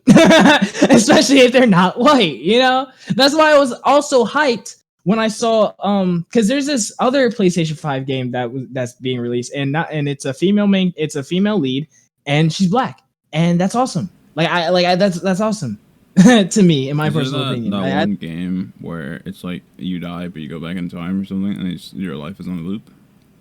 Is it that? I think so. I don't know. I don't know, because she was jumping around. I saw she was jumping. Yeah, that's the one. Yeah, that's the one. That is the one. Okay, yeah, that one then. Yes. That looks interesting because of the main lead, and someone might be like, oh, so you only like those characters because they're black. No, I just like diversity. You don't see that. Like, I'm gonna try my best to make games that have a diverse cast, a diverse lead. Exactly. I'm going to try. That is another one of my dreams that's low key that I don't really talk about a lot. My Star Wars character is Asian. Come on. Yeah, and that's great. That's great. But actually, no, that's not great. And you know why? Because that is customization. That's a customizable character. That doesn't count. I don't find those characters count. Character creation to me does not count, because it just doesn't. It's like a watered down version of giving people what they want. The satisfaction of having their own representation, except it's not really, because it was voiced by the same person who does everybody. Exactly, and that rubs me the wrong way. But back to Miles though, like to seeing him have his own game and the course of expansion or not. If it is an expansion, well, I mean, they're saying it is, right? But if it doesn't feel like an expansion, something to say about that. What? Because I wanted to say that expansion is classified as and defined as expanding upon. If they're not expanding upon the Spider-Man story, then it's technically not an expansion. It's technically his own First Light. Yeah. First Light was an expansion because it did expand upon the story of the character that you were playing as already.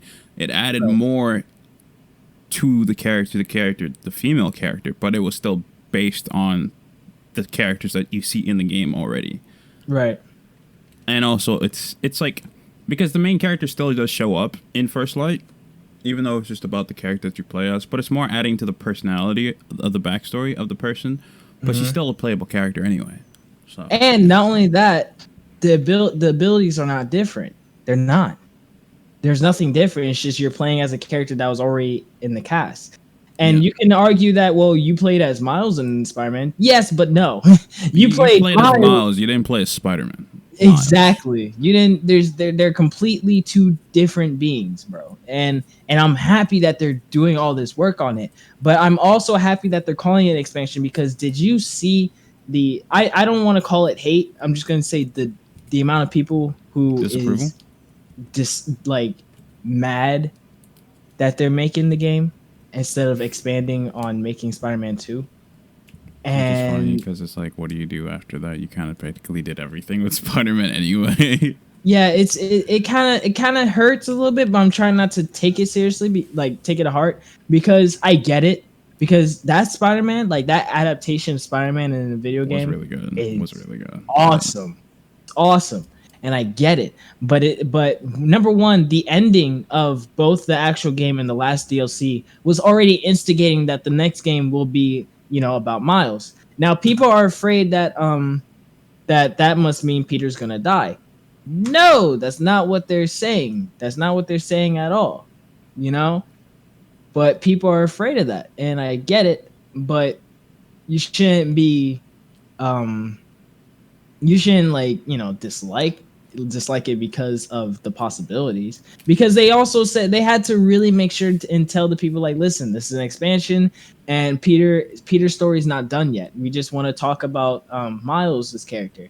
And people are like, okay, but I want to continue Peter's. And what I and don't it's get like, though is the developers clearly stated that the reason that they're focusing on Miles' character is because what they want to do is expand the universe that they created.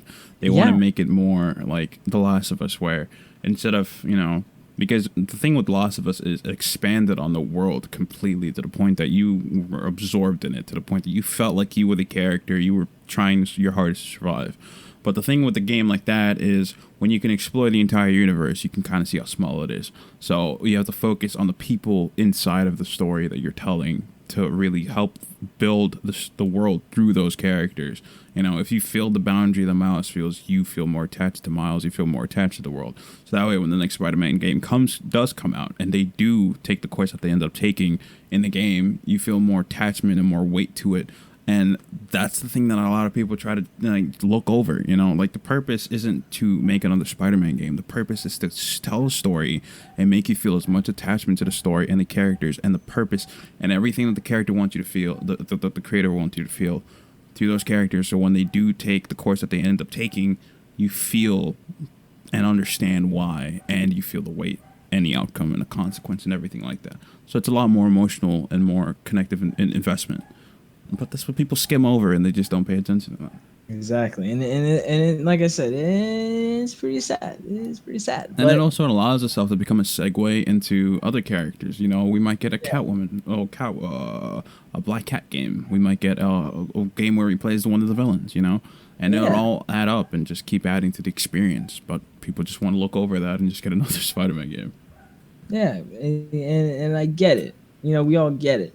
But yeah, and that itself leads into another problem where if you do end up getting a sequel without having the emotional investment first, you're just going to feel like it's the same repetitive thing over and over again. And that's why they're giving you a break. They're giving you some air to play as a different character. So when you play as Spider-Man again, you still feel like it's fresh. Exactly. But people don't get that. They don't think that far ahead. No, they just wanted things now like GTA 6. And that's just not how that works. Exactly, especially since you've already played, put that many hours in GTA in the first place. What more can they really do for GTA 6? That's why they have to take time to really think about creating new things, so that way it feels like a breath of fresh air, rather than the same oxygen recycled over and over again. Even though it is, but we don't talk about yeah, we don't talk about that. We don't talk about that. They keep reusing the same formula, but being more futuristic with it, almost becoming Saints Row, but... But that's we no idea is original. We're just building. We're standing on the shoulders of giants. Yeah, that's fair.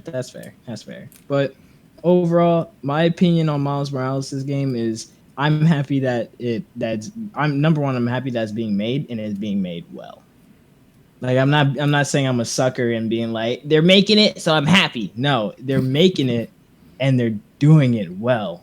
Already. Putting a lot of thought into it. Yeah, they're actually thinking about it. They want to make this game good, especially if it's an opener for PlayStation 5. You know, one of the things I'm pretty excited for is the combat system the Miles is gonna have, dude. The Yeah. camouflage, the shock harms, bro. Oof. Mm-hmm. Excited. I'm so excited for it. It's kind of but- like having Prey and Infamous in the same game. Yeah, but you want to know? But you know what we should talk about though, relating to Miles 2. Let's talk about that case. Let's talk about it. One. I like the case. I brought it up. I brought it up too. Yeah, I saw the case, and I don't hate it. I don't get why people are mad. I just don't get why people are mad. I don't hate because it. in my idea, right? My idea. What I do with a game case when I get a game, I put it away and I don't look at it ever again. Yeah. Unless I'm switching the disc. So for someone to have an opinion on something that they're gonna put away anyway, It's I weird. I don't get why It's that. weird. Because what you're looking at when you play a game is a console, and the console already looks as different as possible. Like it is a binder, you know, like that is breathtaking. So I don't know why you would be upset about a game case when you don't really do anything with it. You know, you use it to hold your games in, and then you put it on a shelf and you look at it in sense of like And never see having it a collection. again. Right. Exactly, and then you never see it again. It collects dust in the corner, and unless you're one of those weirdos who cleans it up, But you clean it up. You gotta But be- it's a game case. but you gotta be and honest, the cover though. is what really matters. you gotta be honest though. Maybe it's because it's new, and you know we had the PlayStation 4 for a long time now. But that white like that white with the PlayStation 5 on the top of the case instead of the usual blue, it's kind of fuck with me a little bit. But I get it. I'm not saying it doesn't make any sense, but it's weird because it's new. Like I have to get used to it because obviously it's white because you know the PlayStation's white and yeah. But I don't know. I like the what? That's my main problem with it. I don't like the white, bro. It's Yeah, just right? Weird. It looks weird, man. Yeah, I don't know. I guess for me, like it's just I don't have the right to hold an opinion because I don't buy my games, you know, physically anymore. I usually buy them digitally. You never bought a case like at all? Like at all? No, I have one. I have the one for Destiny, but Yeah. I don't even know where it is. So I'm on God, just like stand by physical copies. Like that's why I have a slight opinion on it, but it really doesn't. Because like you say, it just collects dust anyways. No, I mean you can still say your opinion because again, for me, like my opinion on it is just weird because it's new. That's like and also it's if this allows Sony to put more work into like the actual game, and it also gives Sony to put more work in the actual disc, because we're looking at the game case, right? But does anybody know how the disc is actually going to look like? Because if that looks fantastic, don't complain about the case. I think it's just gonna look like how Spider-Man did, because the Spider-Man was just the symbol on the disc. Yeah, but So they might probably change it have, up since the cases they don't need to put more work in the case. Maybe it's maybe. And also, we already have a problem with the swords of the consoles. We don't need to have a problem with the swords of cases just because they're making new ones. Yeah, we're Can we just talk about the fact that there's a large shortage of PS5 consoles being produced at the moment? So I'm okay. If they gotta reuse cases to make more consoles, I'm fine with that. Because the last thing I want to hear is, "Oh, sorry, we're spent a lot more time making cases, so we can't make more PS4s until next year." That'll be funny. But I do know one thing though. I really, if they're gonna make, because they had a Spider-Man based PlayStation 4, so if they have a Miles based, Oh, they're definitely gonna have to. You know they're gonna do it. You know they're gonna do it. I know. I'm just worried about how much it is and how limited it's gonna be. Because I definitely. I'd say very limited, but in price, it'd probably be the same price because Sony really wants to hammer home that idea of we're making these consoles affordable, because they want to make it viable to increase the price of the discs, so they can't turn it around on its head and be like, sorry, you know. I hear you. Now, but wait, back to the previous topic, because I think I'm pretty much done talking about Miles. Like, I'm excited for the game. I'm happy that it's an expansion because some people are going to be even more butthurt if it was an actual full game, even though it is a full game because it's his own story and his own combat and his own web slinging, but that's okay. Let's talk about the I lost my train of thought after saying all that. I lost my train of I'm gonna thought. go back on Miles for a second. This also allows Miles to be a viable character in future games. So if Marvel's Avengers does turn out to be really good, we might see Miles as a playable character. That's Continue. That's true. That's 100% true, actually. But damn, what was? No, we were just talking about the console. You said something that triggered me. Fuck. What did you say? That's anything that triggered you. I don't know. You'll find out in the recording. Maybe you said because we were talking about the console, about how it being limited, The cases and stuff. the cases and stuff. Nah, yeah, I lost my train of thought. So yeah, I think we're pretty much this because of the movie and the second movie that's going to come out, and his own game being that's being made. His character is really going to soar even more. And some people, and I feel like some people are just afraid of him becoming too big, because if he becomes too big, some people are afraid that he might be like the new official Spider-Man. Yeah. But what This people Gen are Spider-Man. yeah, but what people are missing is that and I'm about to go full nerd here. Peter is an adult now in comics. Like Mans is a whole fucking adult. And the whole concept of Spider-Man is that he's young, he's a teenager, he's trying to balance school, he's trying to balance his personal life, and he's trying to balance his responsibility as Spider-Man. Yeah, he's not in high school no more. And it's not that Miles is trying to replace him, he's not trying to do that. It's just the teenagers now of this generation, they need their own Spider-Man, because they can't really fucking, they can't really Peter anymore. Yeah. Yeah, so to have Miles, especially since Miles is of color, and I don't mean just because he's black, but remember he's also Afro Latino, which I loved the fact that they really showed in the movie, like when he sometimes spoke Spanish or understood what someone was saying in Spanish, and even in the comics he's talking more Spanish, like sometimes, like they're really like showing that, like, just because his skin is black doesn't mean like he's like full on doesn't mean like he's a black character. He's Afro Latino. But other than that, I'm happy of his character and how big his character is getting, and I'm completely excited for his second. Who's that? I'm completely excited for his second film, especially his hopefully romance with Spider-Gwen, which is a thing in the comics too. That's why they did it. So I'm pretty excited to where they put the character. Now, am I worried about what they're gonna do for live action if they decide to go down that route? Yes, completely afraid. But we'll see how that works. Because if you want to talk about nostalgia, like nostalgia bias, and I don't know if someone's gonna attack me, which they will. Tobey Maguire's Spider-Man, the best Spider-Man. It's not all that. I'm sorry. Like I really feel like a lot of people are like nostalgic bias when it comes to Tobey. I really feel that way, because he brought more life. Like, in my personal opinion, he brought more life to Spider-Man, to Peter Parker, than he did to Spider-Man. Because the thing about Tobey Maguire is he was a really good Peter Parker. Yes. But a better Spider-Man would be, the new one, whatever his name was again. I forgot. Thank you. That's another thing that, like, when, like, I get the argument when someone says that he was a perfect Peter Parker, because he was. But then when you try to argue with me about him being the best, like, Spider-Man as a whole, I'm like, you're pretty fucking ignorant. And then with Andrew Garfield, that was Amazing Spider-Man. He was a great Spider-Man, but he was, and this might sound funny. I don't know if you get it because it's like an ongoing thing, but he was too pretty to be exactly. I was like, yo, this man seems more like the bully than I feel like he would have been better as Flash Thompson than he would have been as Peter Parker, to be honest.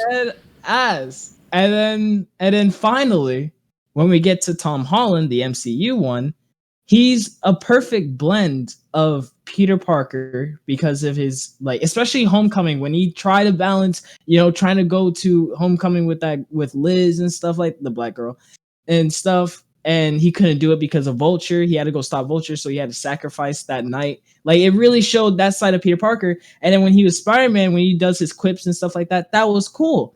But then here's the problem that people have. the fact of Iron Man, of like the involvement of Iron Man. And they say like Iron Man gave him his suit and stuff like that. Now the reason why that personally irritates me is because people forget that Iron Man like introduced him to like the big leads of superheroes and stuff like that because of Civil War, but it's not like he wasn't Spider-Man before Iron Man. Like he had his own homemade suit that we saw, that he used. He has his own web fluid that he used. Like they're upset that they didn't show that part where Peter goes to the wrestling thing, and they're just upset about that. That's why they forget that whole part exists. But it's just been told so many times, like Batman's parents. Just skim that over. Just skim that over. Thank you. It's just the thing is that people just don't like accepting when they're wrong, and like apparently everybody has a competitive spirit. So honestly, I just ignore it because you have an easier time turning the desert into a garden than you would trying to force someone to admit that they're wrong. Yeah, that's why it's so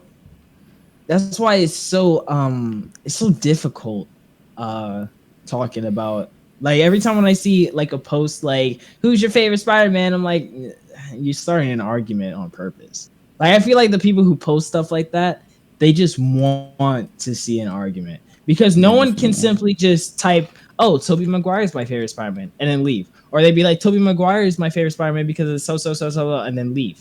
No, they have to do, Tobey Maguire is my favorite Spider-Man because of this, and he's better than all the rest, and all the rest are sucky because Iron Man this and Amazing Spider-Man is trash. Yeah, they just want to force everybody to think the same way that they do, so they can. Yeah, that's why I said there's like nostalgic bias, because when you rewatch Spider-Man, like the original trilogy, that they praise like it's a fucking god, and it is like, why? like because Spider-Man, because technically speaking, Spider-Man, the Tobey Maguire one started the superhero movies. Well, there was previous, like the Incredible Hulk series and stuff like that, but that really kickstarted it. And then Iron Man came out, and then that completely started the MCU. But Spider-Man started it all. Like, people was talking about like how they got chills from seeing his last swing, and I'm like, wow, that's so crazy, because when I was a kid, I watched Tobey Maguire Spider-Man, and I loved it. And then I saw Amazing Spider-Man, and I loved it. And then I saw the MCU one, and I loved it. But because so many people, and this is when me and you start becoming alike, but you're annoying when you start talking about Cowboy Bebop. But when people start shitting and shoving down the throat about Tobey Maguire is this and that, I'm like, I want to agree with you, but you're being so fucking toxic that I just can't agree with you. I just can't. Because you're being a dick about it. Like, stop being a dick about it. Like, I don't understand why you have to be a dick about it. Like, don't say everything is trash. Just say what you like and then keep her going. You don't have to do that. And then, because if you also notice, they always trash Tom Holland. You never see anyone trash Andrew Garfield, because Andrew Garfield as a person, he's sweet. He's a sweet dude. But I mean, he kind of disrespected the Sony workers. He did? Yeah, that's why he got fired. Really? I didn't know that one. I didn't know that. I just thought the Amazing Spider-Man 2 was absolutely trash. It did super well. It did better than the first one. Really? Yep. Oh, the more but he got fired because he did something disrespectful during the conference. Okay. The more you know, then. The more you know. Yeah, so I really like, because then some people be like, he's acting too much like a kid. Huh? Is he not like a high schooler at the first? Like, yeah, like, what the? You're holding Spider-Man up. You're holding the adult version of Spider-Man up against young Spider-Man. Like, do you know time? It's kind of different. People just want to see Uncle Ben die again. That's why. I know, and I get it, because in the second Spider-Man, they do not bring up like Uncle Ben like at all. They instead bring up Iron Man's death, and people are like, "Wow, so what? Iron Man is his new fucking mentor or some shit?" Yes, but no. Yes, but no. You have to also realize that these are called adaptations. They're not going to be the same shit over and over again. And plus, here's the thing about comics that I also realized. There hasn't been an original Spider-Man, original Batman, original Superman in years because the original creators are all dead. after the original creators stopped writing, it's any Spider-Man that was or Superman or whatever comic character was made after that was just made because was made but under someone else's view. There's no what I'm trying to say is there's no right Spider-Man, there's no wrong Spider-Man. It's just adaptations. Which one is your favorite comic? Like which one is your favorite version of Spider-Man? Which one is your favorite version of Batman?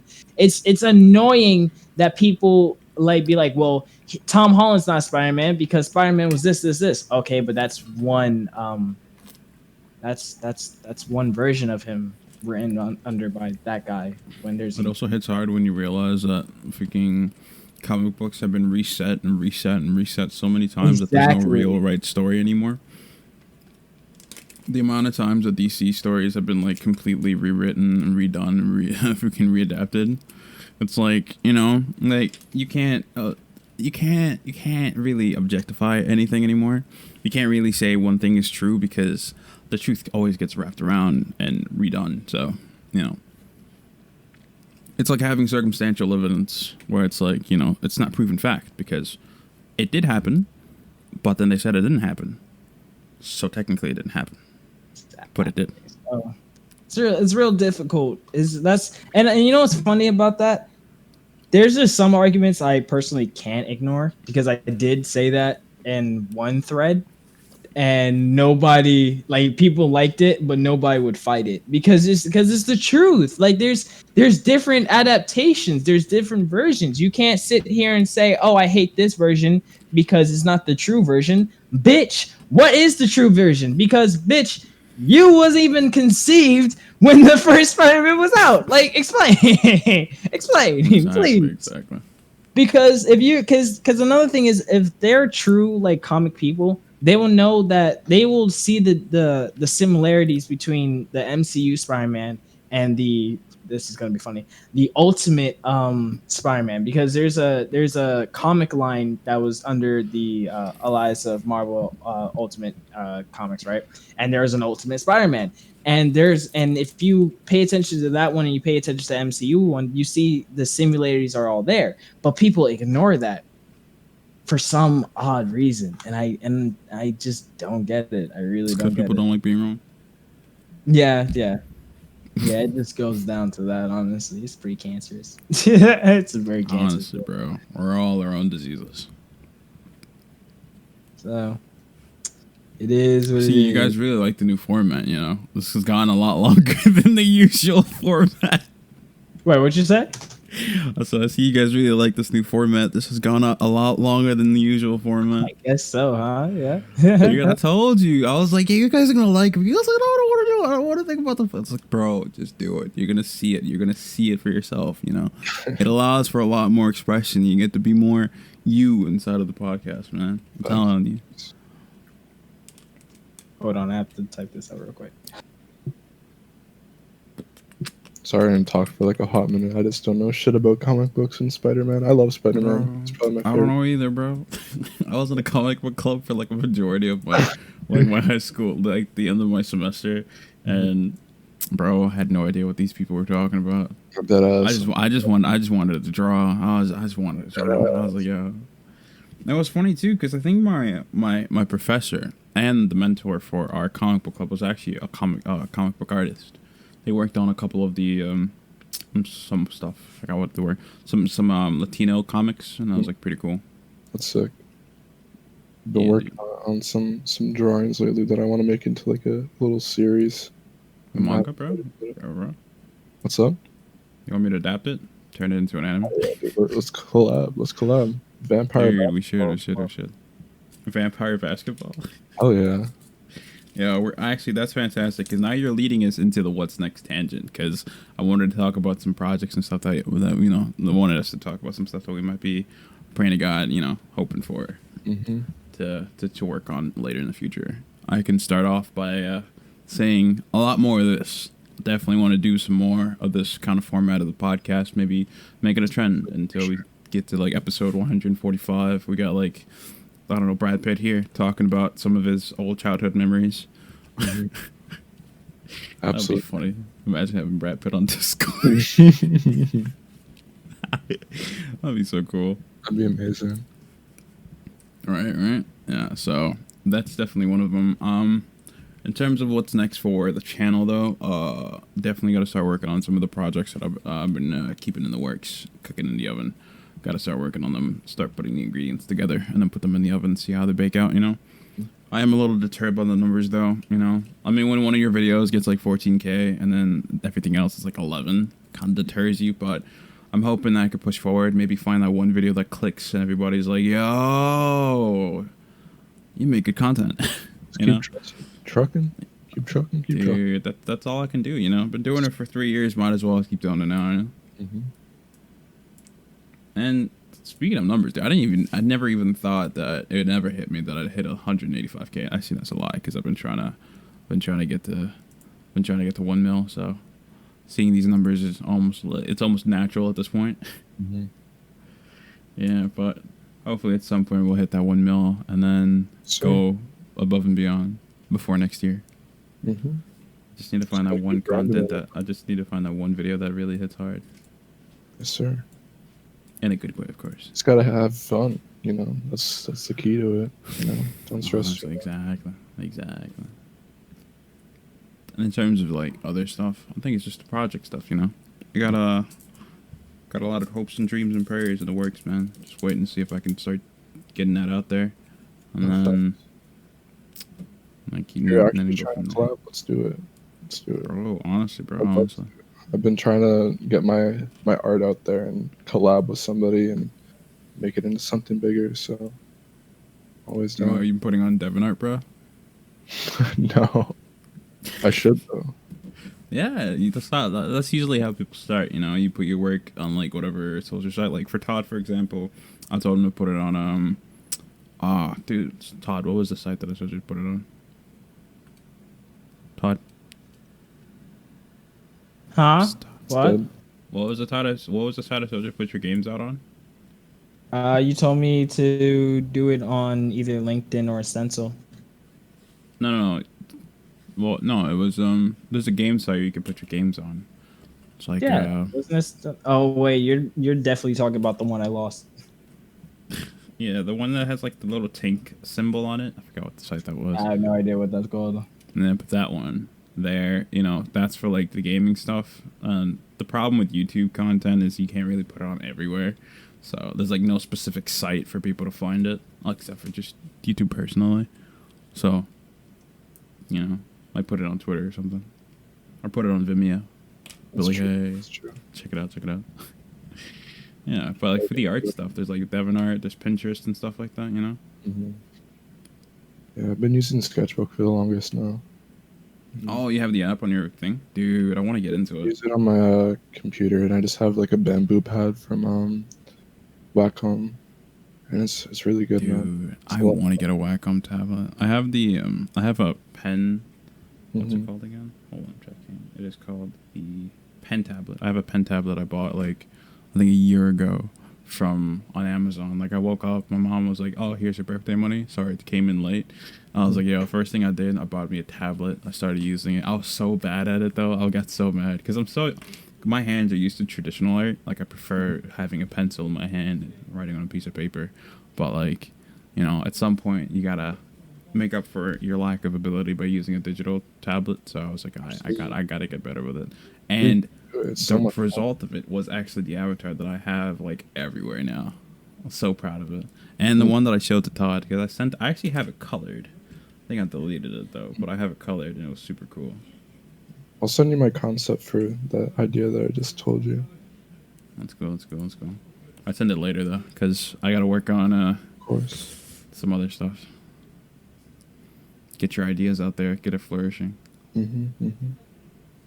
What's the concept though? Like, give us like small secret details. Like, keywords, keyword it, but keep it have secret. like a too like deep concept yet, but like I just want to kind of do vampire basketball and just like Dude, have that like sounds hot. that like shonen sports anime type beat, but like with supernatural powers.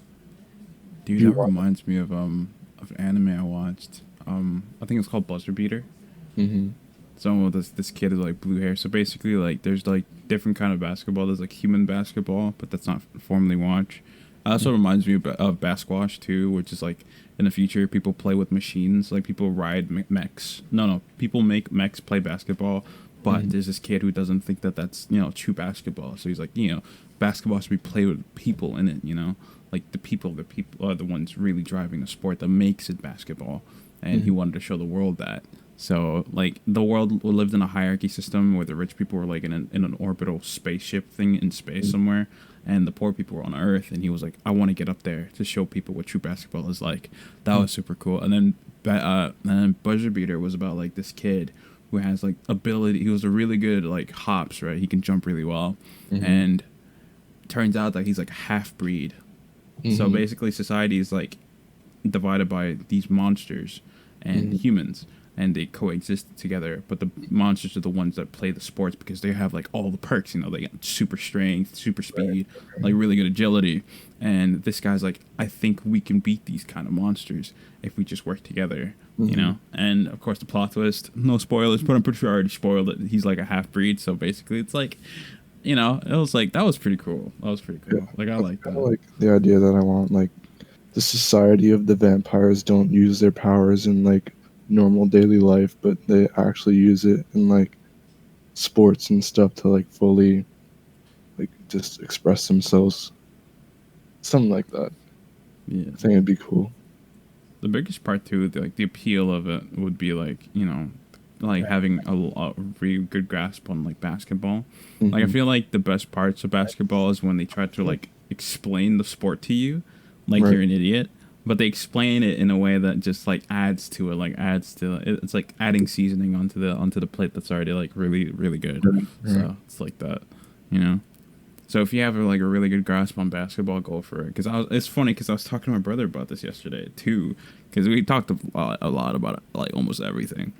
I was like, it's funny how like a lot of sports anime, or like even people who just make like martial arts anime, because he was talking about high school, the Bible high school, and I was like, it's funny how much knowledge these people have about the thing that they're talking about, right? And it's almost scary just how much research and information they've had to like scourge through just to understand the concept and explain it in a way that you can understand it, but you also know that there's a lot of information to be like known and showed here.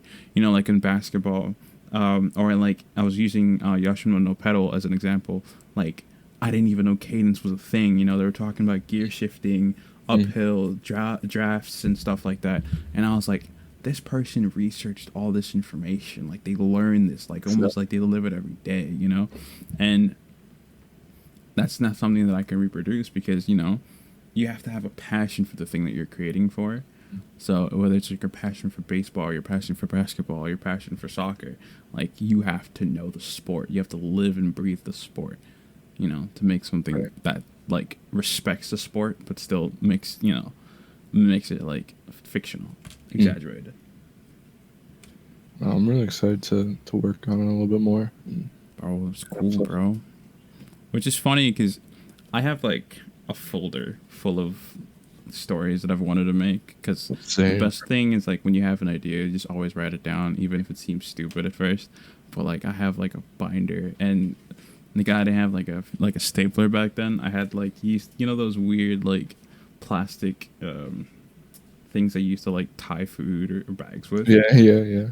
I have like buckets and buckets of those, like with like 5 pages of wrap paper full of just like ideas that I've jotted down.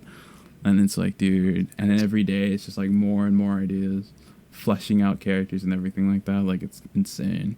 And then that's the funny thing too, because I have a stronger set of writing talent than I do for art. But the thing I don't want is to have somebody draw for me, because you know, like I was saying about creators, you know, when you envision an experience, you want to make it reality with your own hands, you know. Right. It's I feel different. like having somebody draw it for you just kind of cops it out a little bit. For sure. Unless you're, you know, the creative One Punch Man and you really need to make the art like look really good. Because have you seen like the drafts that he drew? Like they look like something I would make in like preschool or something. But then the story is just like what drives it. So, you know.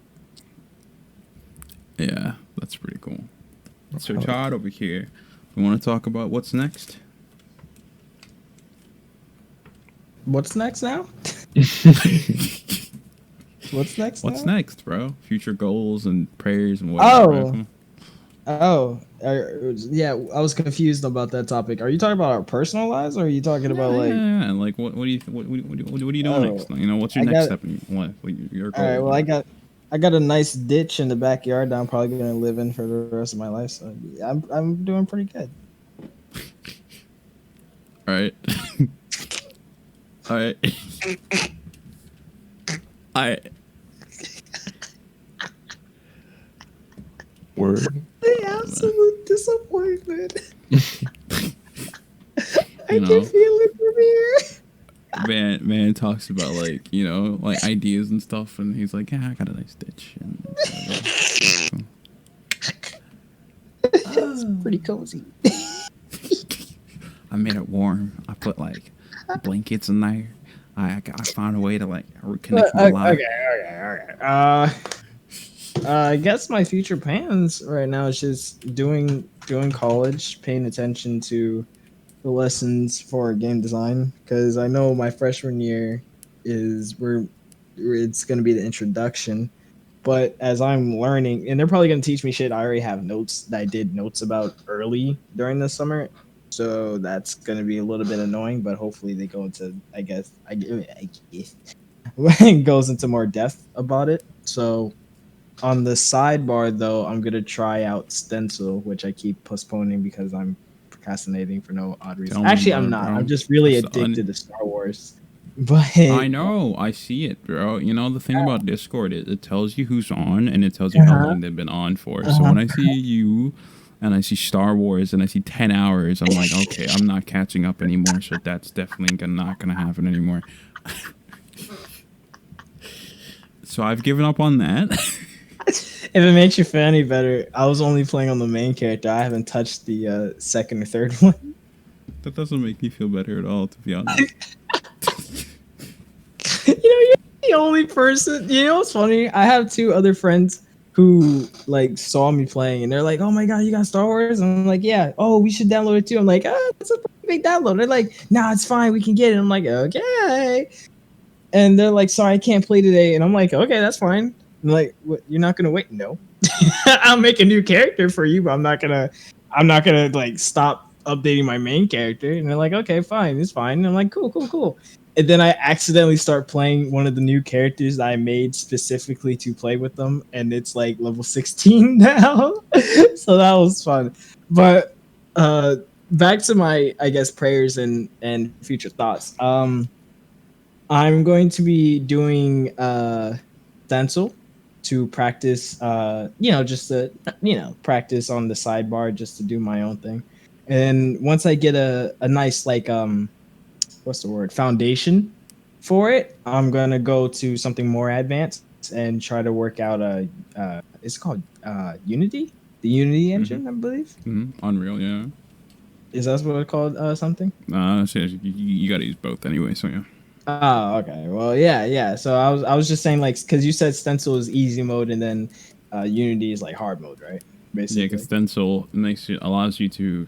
So basically, stencil works in the system of assets instead of coding. But you can do coding on the side if you really want to learn. It teaches you basic coding, like if this is held for this long, do this. I actually dabbled in a little bit of that to get the system that I wanted, because because I was making a game in high school. We were working on a project. Me and a classmate, a buddy of mine, Brandon. We were working on making a game together. And I drew all the assets with the characters, like I did the maps and stuff like that. And he was working on the coding and stuff. But when he was absent one day, and we needed to finish the game, so I had to take everything home with me. and I started doing a little bit of that. I dabbled in a little bit of coding. I dabbled in a little bit of asset control and animation, because the way it works on Stencil is you can practically load in anything as long as it's a PNG, and you could throw it in there. So you can actually, I think you can hold in like a GIF as well. So if you make like an animated GIF, you can make pixel art and stuff like that. It was pretty freaking cool, dude. It was super cool. And I was like, yo, this is amazing. Because it also comes with its own, assets. You can get you can get like dungeon backgrounds. If you've ever seen like a YA game or like a cool math game or something, and you see like the moving backgrounds and stuff, like they have those in there, and that's pretty super cool. Okay. So yeah. All right. Well, you just basically told my plan, and then after that, hopefully gonna continue my years in college, graduate, and then do internships. We're not going that far. Don't worry. We're not going that far. It's okay. Okay. I get married, have a family of 5. You know, Bitch, yours are very specific. So fuck you. I'm sorry. No, I meant like like what are you doing this week? You know, like what's the what's the goal I'm gonna be sitting on my ass playing Star Wars, trying to get to level 58. I'm not surprised. Exactly. Except you need to buy the expansion to get to 70. That's really funny. Sir D, what's your life like, bro? What's your goal this week or next week? This week's basically already started. Trying to get better at drawing. Dude, tell me about it, man. So I have actually been doing a little bit of dabbling in art. I would show it, but it's not on my screen because he makes good I believe in traditional art. Oh. I've been doing a little bit dabbling in that. There's a really good website if you want to do reference drawing, because I know a lot of like YouTube drawing videos are like, you know, you need to use a lot of reference. You need to look at people, examine, and just keep looking at the forms of the body, you know, working on like shapes and gestures and gesture lines and action poses and stuff. There's a really good website for that I use. It's called Line of Action. If you go there, they have like human reference, animal reference, or anything like that. So that's really cool. I sent you something. Hey, so you already got the gesture thing down. A little sneak peek. Dude, that's sick. Thank you. The pose is really nice too, dude. That's so cool. I try. Sorry, all my stuff is too stiff though. I need to work on making it more fluid. Oh, it's storming outside. Look at that. I was like, what the fuck was that outboard just now? Because what I really wanted to do was work on I wanted to do a little bit of animation on the YouTube channel. You know, like the way the Odd Ones Out and Jaden Animations and Emarichu and Cypher Den do that. Like a little bit of that, but with my own touch and spice, because, you know, it's good enough to have words, but now, you know, add a little bit of picture to those words. Of course. Yeah, and, you know, that's a really good way of, like, giving yourself experience, especially when you're a kind of purpose-driven kind of person. Like, you need to have a reason to do something. Like, I never do anything without an actual reason to do it, you know? Right. Like, I that's why I find it weird, like, you know, it's hard for me to draw if I don't have an objective to draw or, like, a reason to do it. And so having that as an excuse to do it, or at least a purpose, should hopefully allow me to draw more. Art feels like just slamming your head against the wall. But, like, right? You have to do it, man. That's how you get better. Yeah. And I did, and then I stopped for 3 months, and then I went back to drawing stick figures. Yeah, I know how you feel, man. It's tough. It's like you have, like, a good rhythm going, and then you get distracted by, like, responsibilities, but then when you try to get the pencil back on paper, it's like, exactly. You know, just terrified. But yeah, so I definitely want to do that, a little bit of that. Just add a little more variety, because the thing is, when I was making the channel, you know, I told myself that I didn't want to be a niche YouTuber. I didn't want to be a, you know, categorized. I didn't want to easily be categorized in one subject, right? And the part of the appeal of creating anything is that you're not limited by genre, you're not limited by category. You know, like the creator of Harry Potter could make a horror novel if she wanted to. She could make a fictional fantasy novel. She can make a realistic nonfiction novel. You know, she can make a documentary if she really wanted to. And that is the appeal of creation, is that you can make anything, you know? Like, and that's one of the things that I never wanted to be held down by, was genre and category. So, you know, I do video games. Yes, I play video games. I record them. I do make memes. I do make stuff like that, you know. But I can also, you know, make art. I can also make music. I can also do all these things, you know. And that is the appeal of it. Especially as someone with a classification of multitasker, you know. You know, I'm not great at one thing, but I can do almost everything. Master of all. Exactly, jack of all trades. But I think that's it, right? Like, nobody wants anything else to add, you know? I think that was a solid I think I'm sesh. good. That was a really solid chest. That was the longest that we ever had. Honestly, I told you, bro. Like, I was like, yo, it has to be this way. This is the way it's gotta be, you know? Is this the new Like, trio? Yes, sir. Because I don't mind. I don't mind. The Three Musketeers has changed, bro. We've had a replace. Yeah. That's what I was thinking, because that's what you said last time. And I'm like, times have changed. People have changed. Right? Like, it's so funny if you think about, like, how long it's almost feel like we've grown up, right? Because if you go back to, like, episode 2, like, you know, we had Grum, we had Dark in there, right? And then we grew again, and then we had Wolf and Sir D, and then we grew again, and it was just you, me, and us, because Sir D couldn't make it, and Wolf wasn't available, and now it's Sir D, you, and it's like, you know, like, every episode feels like an episode in our lives, you know? And that's honestly what this is. It's just recording our lives, man. Like, That's you know, living a little bit of history on YouTube for everybody to see and enjoy. The history. Yes, sir. Just in case you're too lazy. Just in case you're too lazy to watch the previous podcast, that's a little history lesson for you. Exactly. You know, and I feel like, you know, this is not a spoiler. If it is a spoiler, I hope people get excited. They're like, yo, so does that mean that we had different voices? Stop trying to get people to be like you weirdo. And then, you know, and the best part about it, right? The best part about, like, just the podcast in general is that it is a part of our lives, right? It's just a record keeper. It's something that, you know, you used to just speak up and just say whatever you want to say, right? And the thing about it is the future is unknown. You can really just go about it with anything.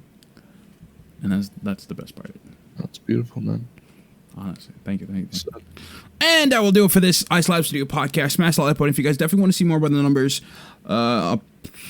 Hit us up on our socials, which we put in the description, and subscribe to the Breakfast Project channel to be part of the Breakfast Project community. Something bigger, something better, something more beautiful, and something more blessed. Not catch you guys in the next one. Frost out. Peace.